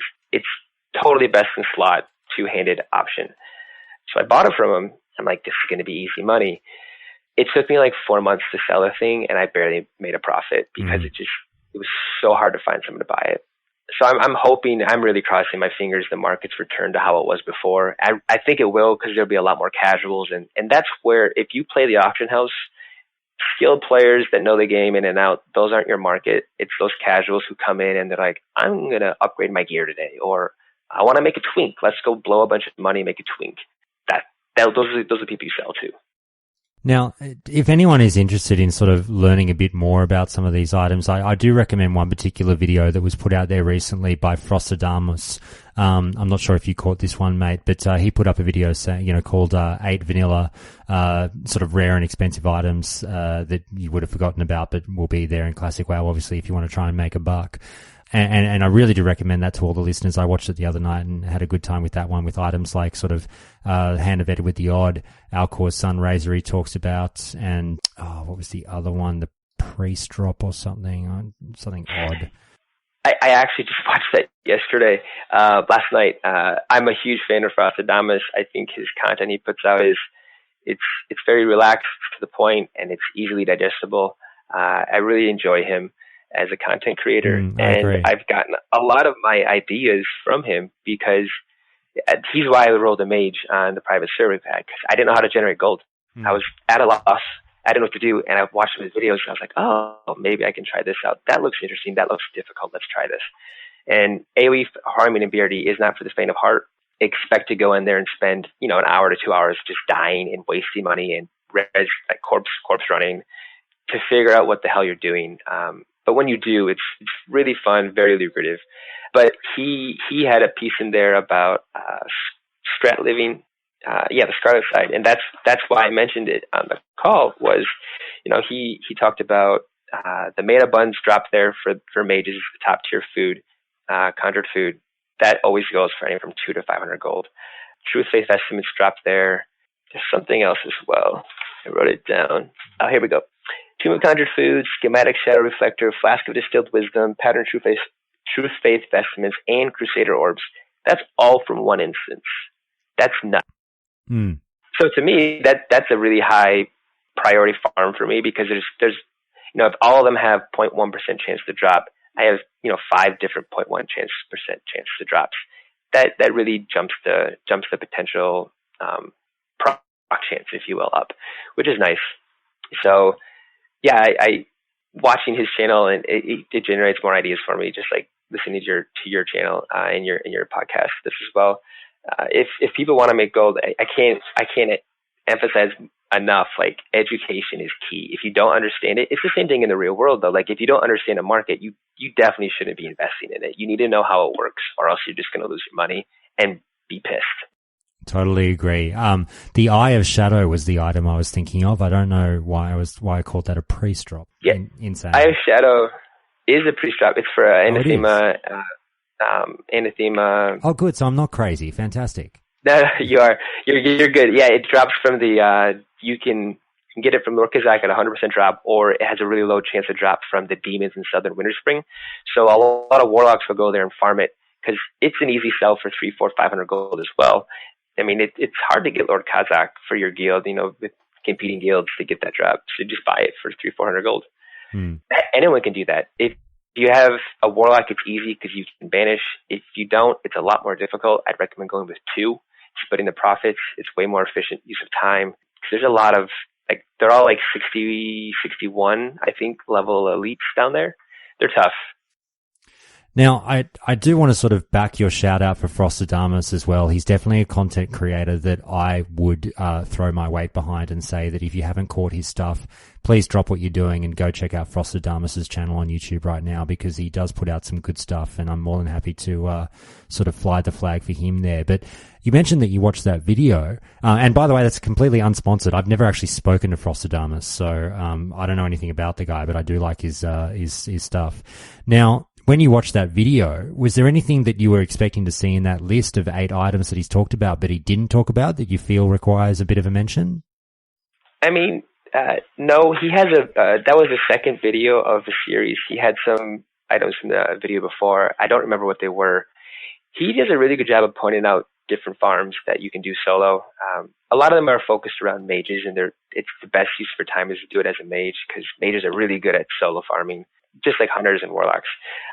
The other thing that, I mean, for me, I'm in a different boat. I don't know how many people are going to be multi-boxing, or if you're not multi-boxing, have a team. Like, you can set up a group. If you have 5 individual players, and you run as a group every time, things like Lower Blackrock Spire is a really efficient farm as a group. You can do really fast runs. You can sell runs as well.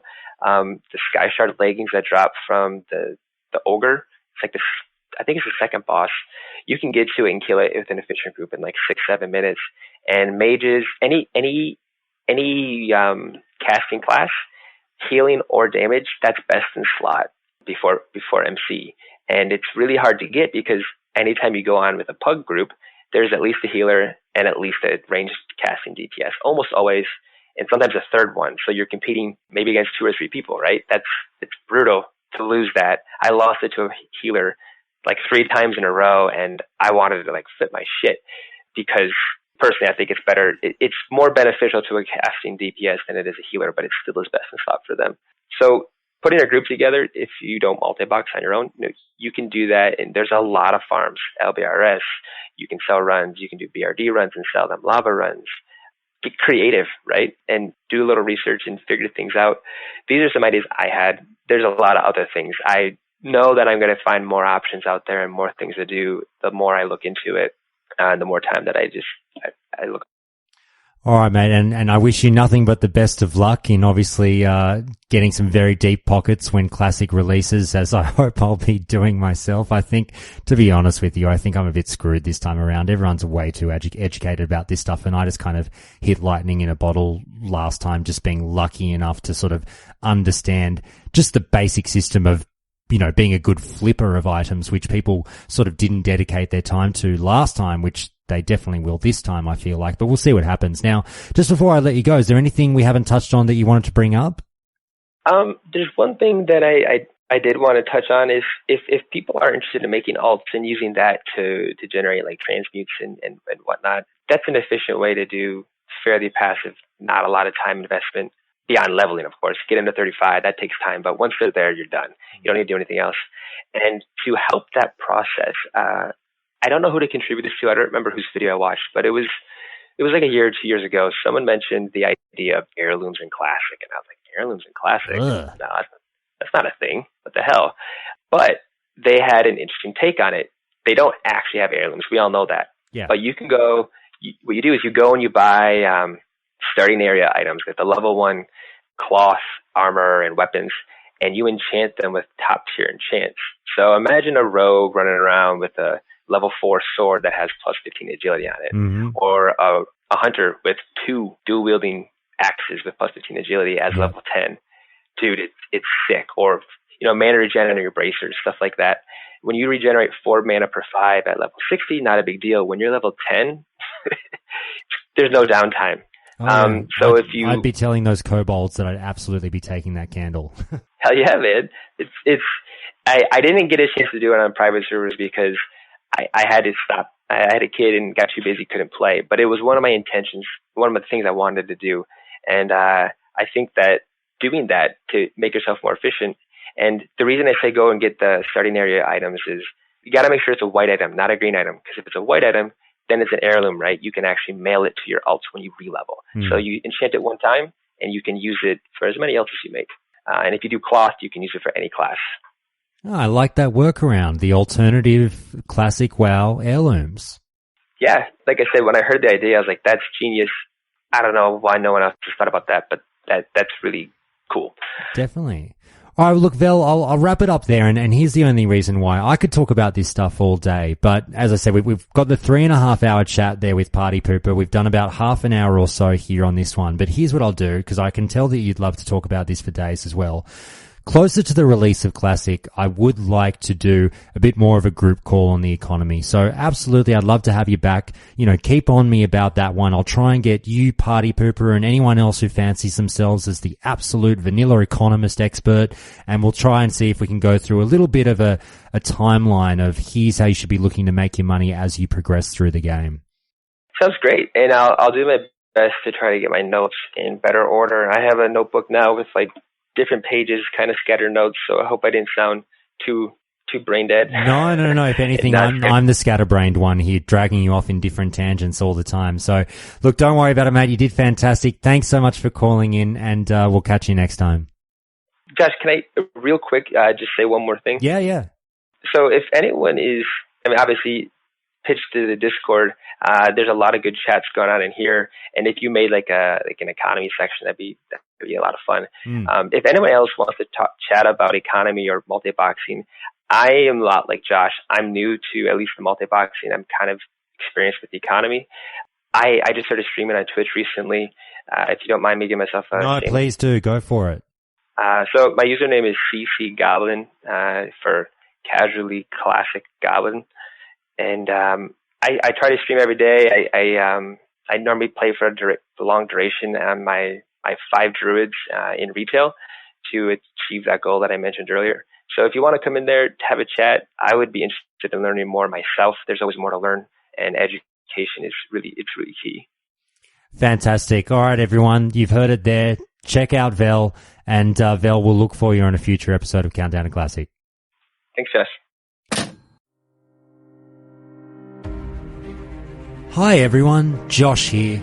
I just want to take a quick moment to remind you that while Countdown to Classic will always be a podcast you can get for free, if you do happen to really enjoy the show and find yourself always coming back for more, then please do check out the show's Patreon page to see how you can help keep the lights on at Countdown to Classic, and even vote on show content as the show continues to bring you more and more classic WoW goodness. Alternatively, if monthly subscriptions aren't your thing, you can always visit the show's tip jar over at Ko-Fi, with that link being in the show notes and on the website too. Now, let's get back to the show. And with those calls all done, as voted for by the Countdown to Classic patrons, it's time for Forum and Fauna.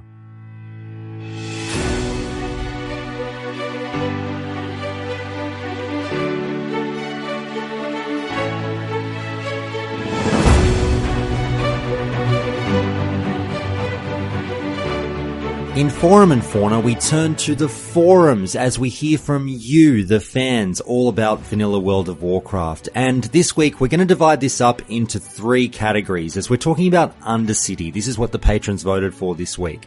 And as per usual, we hear the for and the against on each point. So let's start with the anti-Undercity crowd on the look and feel of the place, with user Ifdri over at MMO Champion, who says this. Hello and welcome Wowers to this first installment of Orc Eye for the Dead Guy, focusing on the currently somewhat outdated city of Undercity. I'm ace reporter Ifdri, lore master of the Horde, and this is my report. The main problems with Undercity need context. The history of the Forsaken in this case. When the Forsaken first broke free from the Scourge, they had none of the old lands they had in life to call home. So with great effort, they liberated Tirisfal Glades and Silverpine Forest from the Scourge, finding a new home in the ruinous cities they inhabited in life. But the Forsaken realized they were not human anymore, and when the time came to build new settlements in Northrend in Wrath of the Lich King, they designed their own unique buildings instead of simply using human ruins. Dark, tall buildings with spikes and skulls serving as decoration became the norm. Green fluids and lightning served as excellent lighting effects. It should be noted that the combination of dark structure and creepy lighting has become one of the most popular artistic styles for the undead in recent years, as it has a great effect. Not content to live in the shadows of humanity anymore, the Forsaken started rebuilding every city they owned, from Brill to Taran Mill. All were recreated in the new Forsaken style, all except one, their capital, Undercity, which is still the sewer of a human city. So, how do we fix this? First of all, we're going to apply the artistic principle of the modern undead to the entire city. Darken it. Darken the whole city until it's as dark as an underground city with bad lighting would actually be. Then, turn up the glow from the ooze a bit. Change the tone of the wall skins to fit the other Forsaken cities more. Add dark colors and some purple. Remove the yellow lamps and put some of the new green lamps in, the ones all around the Forsaken roads outside, so that they replace them. Undercity now has a color scheme similar, although probably a bit darker with more contrast to the other Forsaken cities. But we're not yet done. The tone of the city still needs to change. First of all, away with the drapes. They just look old and dirty, not really like something you'll find in a capital. The alcove shops feel way too small. They need several tables serving as a shop wall, so the shop both has a place to present its wares and an area to call its own. Make the sewers guarded, add a small outpost at the entrance, and add strong iron doors that will never be closed, but hey, it's an idea. Now for the individual quarters. The rogues' quarters. Poisons, poisons, poisons, baby. Add some of these juicy, glowing poisons. Several rogues hiding in the dark alcoves as well. The magic quarter. Glowing runes everywhere. Expand the temple with some of the crystals that we got in Silvermoon. The war quarter. The new research facility for the Forsaken Blight. Test tubes everywhere, as well as Forsaken Blight launchers, some Forsaken control troops, like the ones containing the experiments in the sludge fields. The Apothecarium. Say hello to cages, my dear. Expand the current amount of captured creatures until a large part of the area is filled with cages, some of which contain failed experiments as new undead. Green stasis tubes filled with demons and other hard-to-contain creatures. Maybe a large stasis tube containing a dragon.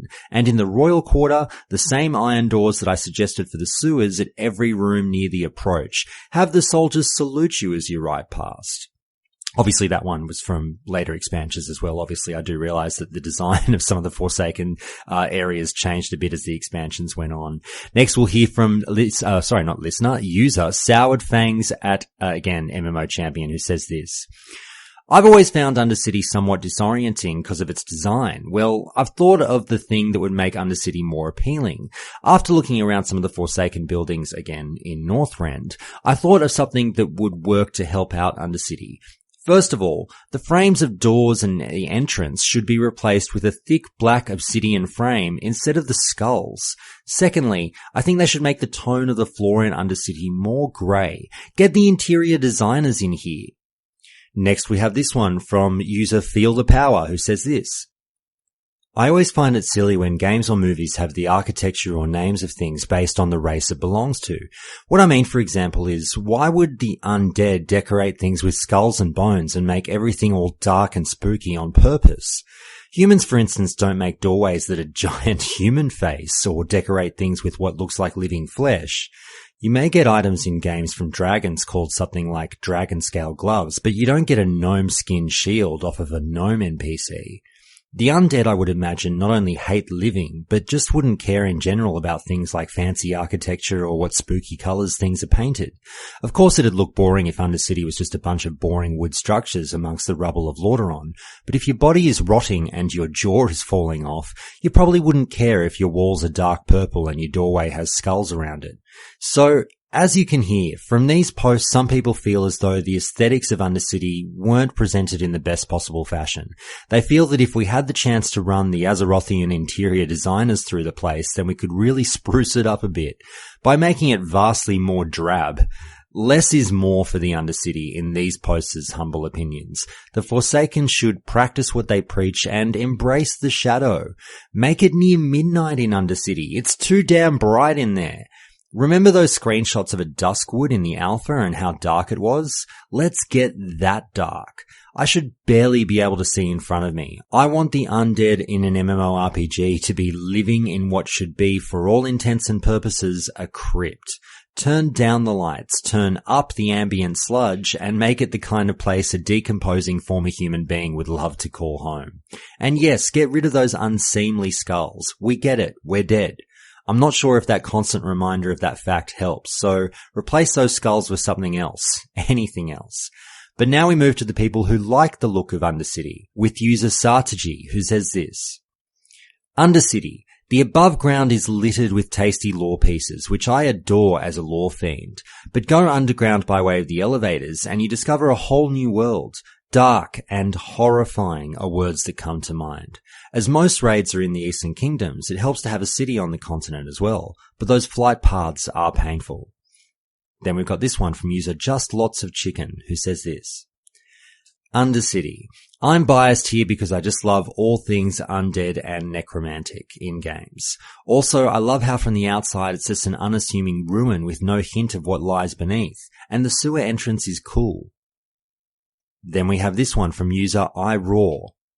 Don't hold your breath for a change to the Undercity, because it doesn't need any change. It's a dark and gloomy underground city built for armies of zombies. What do you want? Some flowers and unicorns, maybe? And as the poster here points out, hey, we know it's called Undercity, but in this case, beauty on the outside is just as important as what's on the inside. The place is also comprised of those beautiful ruins of Lordaeron above it, starting from the decaying yet stunning road that leads in, the majestic walls and sorrowful courtyard, I'd guess you'd call it, and then you hit the best part. If you stop and smell the roses in the throne room, then obviously you may be rewarded with that eerily beautiful hint of sound and whispers from the past from Warcraft 3, as Arthas commits the sexiest act of regicide and patricide all in one. So don't forget that the aesthetics of Undercity stretch beyond the dank sewers. And speaking of sewers, how cool is it that they actually went under the city? Get it? Undercity? The Forsaken motif fits perfectly underground, and the decorations of skulls and general undeadiness, hey, new word, really adds flavour to the lore and feel of a race that we are basically having our first major dealings with. As iRaw says, what the hell did you want? The undead to not be fans of death? The whole city is an homage to who they are with its look and feel. I say Undercity looks perfectly fine on the whole, and the dull greys contrasted against the slimy green is a great minimalist design. But speaking of design, let's hear about the design and utility of the city now with user OK from the anti-Undercity crowd. The Undercity. Cool, but hard to navigate. I didn't spend much time there. This one from Sawyer M. Black. Yeah, the Undercity, the city that would rival Ironforge if it were only a little less cramped. Next we hear from user Issa Scott. Undercity is second best in my book, since it also has the Blimps and is near Scholomance and Stratholme, and is pretty much the same distance from Blackrock Mountain as any Alliance city. One other bad thing I found with Undercity is that there isn't a town centre where everybody can gather and see each other. The bank is in the center, and the stairs or levels means that you often didn't notice the other players as much. Next there's this one from user Treasure33333. The Undercity is very dull, repetitive, not very convenient, tons of areas with low roofs, which fuck your camera, inconvenient and claustrophobic. I feel the undead capital could be much more than this. Though I see what they were going for, it's not really enjoyable to hang in here. The main area near the bank is too small, and there aren't really any free spaces, and you're always near some NPC on some balcony or something. You learn to navigate here by the colour of the quarters and find the flight master in the inn. I navigate okay here, there just aren't many enjoyable things about it that give you some enjoyment in moving around here or doing anything. It's all just really repetitive with things looking the same. I guess the fly in is really nice, but overall, meh. Next we got this one from user Moonfrog9 who says, the Undercity is just a mess. The map doesn't help in getting lost because there are multiple levels, it feels cramped, and there's no real place to hang out. I appreciate the spooky theme, but I still just don't want to be there. And next we got this one from Tyreels over at the official WoW forums. Man, it sucked when I made my first undead and I go to walk into the elevator only to fall to my death because I had no idea it was there as all the walls and the floor look exactly the same. I fell so many fucking times before I finally figured out what looked different between the elevator and the walls. Next we have this one from user Asta. I suffer from chronic memory loss, but I know for a fact I've fallen down that bloody thing quite a few times. Usually it's due to squeezing through the upper doors just as it's closing, which also seems to start the elevator, and I glitch and fall through it, or something. I forget. Next we got this one from user Melaned, who says this. Remember, Horde, the Undercity elevator is the greatest boss in the game for a reason. It will one-shot you one way or another, no matter how well geared you are. And wow, that's a lot of hate for the design and utility of Undercity. Screw that place. It's the worst to get around. Who the hell knows where they're going around the giant wheel of uncertainty that is the center of the city? I can't tell up from down, left from right. I never know which segment I'm in, as it all looks the same on the inner portion of the circle, so you have to stare at your map to figure it out, and even then it's oddly difficult due to the turns you're making trying to get back to the bank. And where the hell is the flight master, and why do do I have to do 4 laps of the area just to find him every time? I have no idea where I am. And don't even get me started on just trying to get into the place. Whose bright idea was it to put the hardest boss in the game at the entrance to Undercity? The elevator. How many innocent members of the Horde have had their bodies tossed to the ground in a growing heap at the whim of this cold, maniacal killer? Why? Just what's wrong with stairs? In the time it would take to run down them, we would have just been waiting for the elevator anyway. It's like the world's worst game of Frogger trying to get into this joint. Once you're in, it's cramped as all hell. Just look at that area around the bank. Here's a million NPCs all standing next to each other. It's like riding the New York subway, with the only difference being the skeletal-looking fellow breathing on me doesn't have an erection. It's just not fun being here due to these reasons, which is why nobody goes to Undercity. It's a quiet place for the most part, with not as many players heading there, which totally takes away from the vibrant hustle and bustle you're looking for in an MMO city. But let's now discuss the pros about the design, with user Sabir, who says this. Having fallen victim to the elevator boss my first time in Undercity, I used to really enjoy watching Alliance trying to come kill Sylvanas die to the elevator boss every time. Usually half the raid did back then. Of course, on Steamweedle Cartel, Sylvanas used to be dead more than she was alive. The elevator boss really was the only challenge a raid group faced. Yep. That's it. That's all I could find on the pros of the design of the Undercity. The player base seems pretty unanimous on the fact that this was not one of Blizzard's finer moments in city design. But hey, just try and raid us, you Alliance scum, and have fun trying to get in and get around. We've got the world's best bouncer in the elevator, and then even if you miraculously beat that, have fun getting lost in the labyrinth that is what we call home. You want to kill Sylvanas? You wouldn't get close enough to sniff the entrance to her crib. You'd be so busy wondering if you passed that same turn 5 minutes ago. So good luck with that. Although apparently on this guy's server it actually happened quite a bit. Now, let's hear about the location of Undercity from the anti-crowd with user Jakestar, who says this. Undercity. My main has always been undead, so this would get a fair ranking from me. It's got a cool aesthetic, yet it's not as cozy as the cities I rank higher. And also, there really isn't many people at Undercity from memory, so it feels lonely at times. Next we got this one from user Sheetrope, who says this. With the Undercity and Thunderbluff, I've got a problem with both of these cities. They feel more like trading hubs than proper cities, with districts and houses for families and things like that. And we hear these arguments again. I'm not so sure about the houses for families in the Undead City, but anyway, there's just not a lot of people here in Undercity, and the place feels more like an intermittent stopover, maybe a town, than a city pumping with trade and life, or death, if you will. Being the only major stronghold the Horde has in the Eastern Kingdoms, it's just not visited as much, with the traditional home being over in Kalimdor. And I couldn't actually find any positive points on the location, but I'll speak up for it. Hey, I mean, at least it's close to Scarlet Monastery and Nax, kinda. And at least it's still within shouting distance of Blackrock Mountain, sort of. Plus, we got a Zeppelin right outside for easy access to STV and Orgrimmar. That's kinda cool, right? And it's in an awesome zone. Tirisfal Glades is super cool, and you should totally come hang out with all the other Hordes here. We've got slime. What's the use? Screw it. Look, I love the place, and that's all you need to know. So that's it from Undercity. And with all that being done from the forums, let's move on to Memory Lane.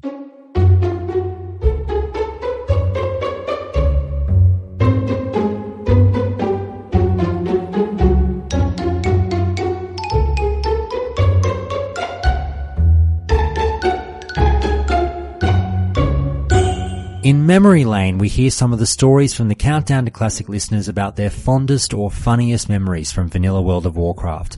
And we'll begin this week with listener Babsy, who tells us this. Hi Josh, loving the show so far from up here in North Queensland. Now this isn't exactly related to vanilla, however it is by far my strongest and most hilarious memory in all of my time in WoW, spanning from 2 weeks before the Burning Crusade launch until December 2018 when I'd finally given up. This takes place during the starts of MOP. I know how it sounds already, but stay with me here. It was during the first raid of the expansion, the Mogushan Vaults, and I was in high school at the time, being 16 and all, and I was playing a Holy Paladin. I'd taken a break from WoW after completing Firelands, possibly another memory lane submission, and that break went beyond the day of the release of Mists due to high school. By the time I'd leveled my paladin to 90, the rest of my guild, who I raided with in Firelands, was already in Mogushan vaults. I ran a few heroic dungeons to get some basic gear, and off I went. The raid consisted of 2 healers, myself and the priest, who already had shiny epics, the Dark Moon trinket, the lot. The rest of the raid is irrelevant to the battle of the meters that I had with the priest. Now remember, I only just got to 90, I only have blues, and I had the occasional green from questing. I was given the quick rundown of the strategy we were to use, and then we engaged the first boss, the big stone puppies. And I'll admit, I feel as if Holy Paladins during the first patch of MOP were a little overpowered, but I smashed that priest. His epics meant little in the end. Everyone was gobsmacked at the healing, and the fact that I still had mana at the end made it even better. Hilarity ensued. Ever since then, I've mained a healer, because I was mostly forced into it after this. And then I stopped trusting anyone else to heal. Thanks again for the show, Josh. Hope you enjoyed this one. I did. Thank you for that. Next we got this one from Remorse, alias Skizzy, who tells us this.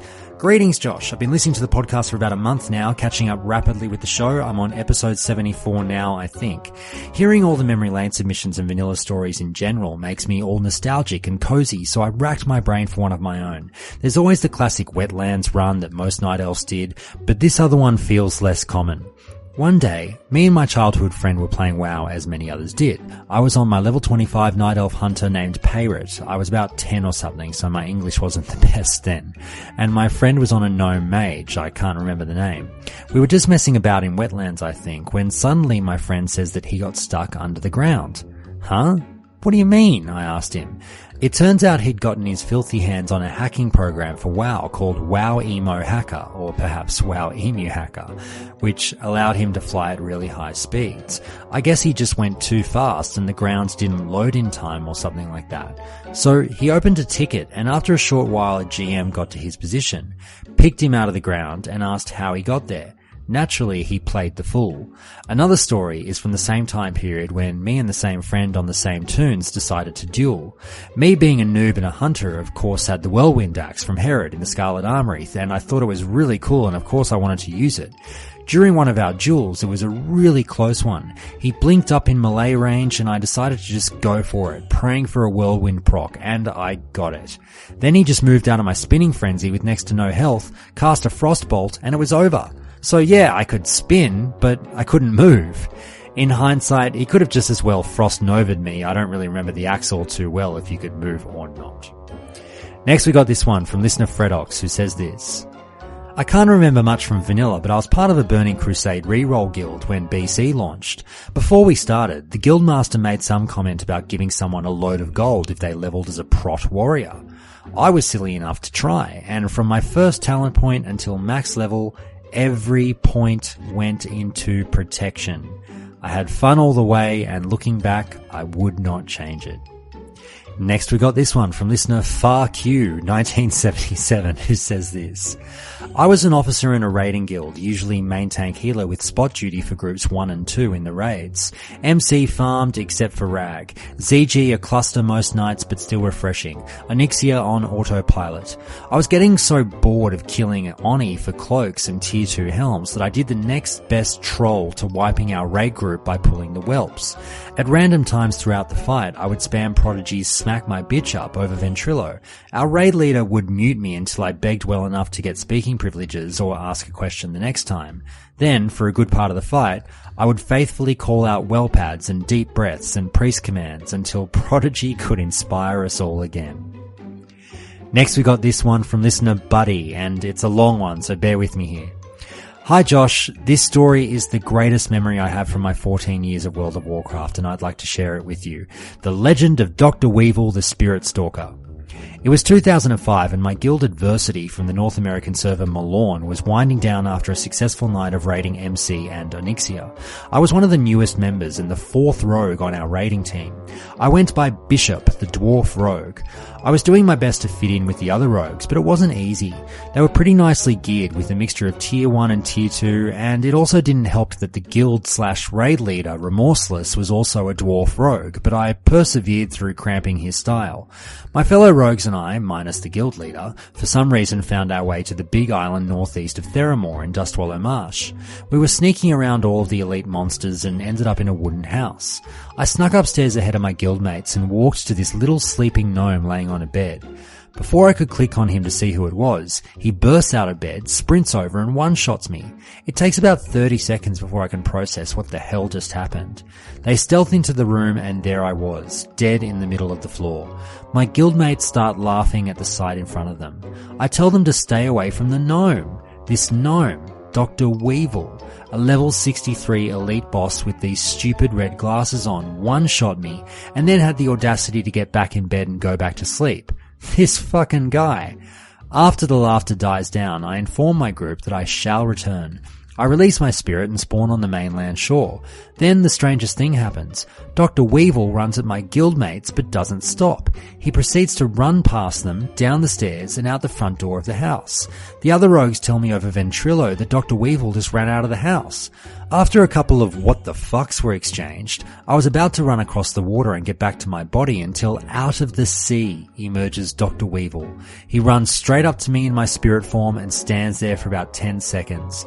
He then lays on the ground and continues his nap right at my feet. I say over vent, I know where he ran, he's sleeping right next to me. We were so confused. I started to back away from the little murderous gnome from hell, and of course he wakes up and runs right to me like a dog wanting food, then proceeds to lay back down for his beauty rest. After some time of messing around, we decided to do the most responsible thing we could think of with our newly gained death machine. We should bring him to Orgrimmar, of course, the main city of Horde trash. So there we were, me in spirit form, my two rogue buddies in stealth, and Dr. Weevil following behind. I lead the way through Durotar, and just as I hoped, a Lobi walks up and my murder slave springs into action, one-shotting her. Thankfully, Dr. Weevil did not stop following my spirit and switched to hers. We were clearly soulmates after all. We busted out laughing and continued on our mission of destruction. We reached the front gates of that garbage can filled with spikes. And can we take a second to appreciate Orgrimmar's amazing music though? Okay, back to the legend. I remembered hearing about the great dueling area outside of the garbage can and chose that as the perfect place to deliver our gnome friend. I walked up and stood in the middle of the area and waited for the horde to notice Dr. Weevil just sleeping on the ground. A warlock walks up and sure enough, Dr. Weevil charges for the poor clothy and of course rips right through him. More and more horde walk up and my pet just continued to slaughter them all. This went on for about an hour. A known horde guild, of which the name escapes me, rolls in and tries to take my little monster out. By this time I'd taken res sickness and stealthed behind a hill as well as downed my second bag of popcorn. The main tank of this guild was doing a great job of soaking up these massive hits for about 5 minutes. The horde got Dr. Weevil down to about 60%, but then we got to see one of his mechanics. Dr. Weevil mind controls the main tank, which by the way gives you red glasses while being mind controlled. The tank then turns around and starts one-shotting everyone around him and wipes the raid. After about 10 minutes, another horde raid joins in with the first. After a couple of rounds of mind control hilarity, the little death machine known as Dr. Weevil went down. I stood up from my chair and gave this fictional game NPC a standing ovation at 3 a.m. After the dust settled at the foot of the dumpster town, I witnessed a beautiful sight that I was unable to see with all of the horde standing in the way. There were bones. A lot of bones. Josh, the red dirt in Durotar was almost completely white with bones. I can't imagine the gold cost in repairs that night. Dr. Weevil and I still talk from time to time. And that's the legend of Dr. Weevil, the Spirit Stalker. Sorry for the long memory. I hope you enjoyed it. To my old guildmates from Adversity, are you guys still out there? Also, to the hundreds of horde that died that night, lol, for the Alliance. And that's it for Memory Lane. I've got more coming again soon, but thanks to all those people who sent those in. But rest assured, if you've sent one in to me and I haven't read it out, don't worry, it will get read sooner rather than later. And that's it for Memory Lane. I've got even more coming again soon in what I think should be the last batch for a while. So if you've got a memory for me then and you want to replenish the stocks, please don't be shy. That's the show for today, everyone. Next week, I've got another great featured call coming that I'm editing at the moment, all about AQ with Dokken and Blue Panther 7 from the Discord, along with another couple of fantastic shorter listener calls. And I've got a few to choose from now, so we'll see what I go with. More than likely, we'll hear about the positive side of playing WoW and flight paths. But just before I let you go, it's time for some thank yous, and a big thank you, as always, to patrons AeroPC, Cascade, Connor C, Damien A, David F, Eric L, Herbert, John HC, Jamie S, Minoru, Oscar T, Randall H, Rarebit, Rick S, Sylvia K, Tim B, Tim S, Voiquora, and Zudamos. And of course, the very dedicated patrons of Countdown to Classic. An extra special shout out and thank you from the bottom of my heart to Billy C, Firespittin' Kitten, Flowsy B, Carl W, Nick B, Palfurus, Romani, Tsunami, The Anton, Wilson Ma, and Velarco. Thank you so much for your phenomenal support of the show. Countdown to Classic would not be here 1 year later without your support. So that's it for today. Have a great rest of the week, everyone. See you all next time.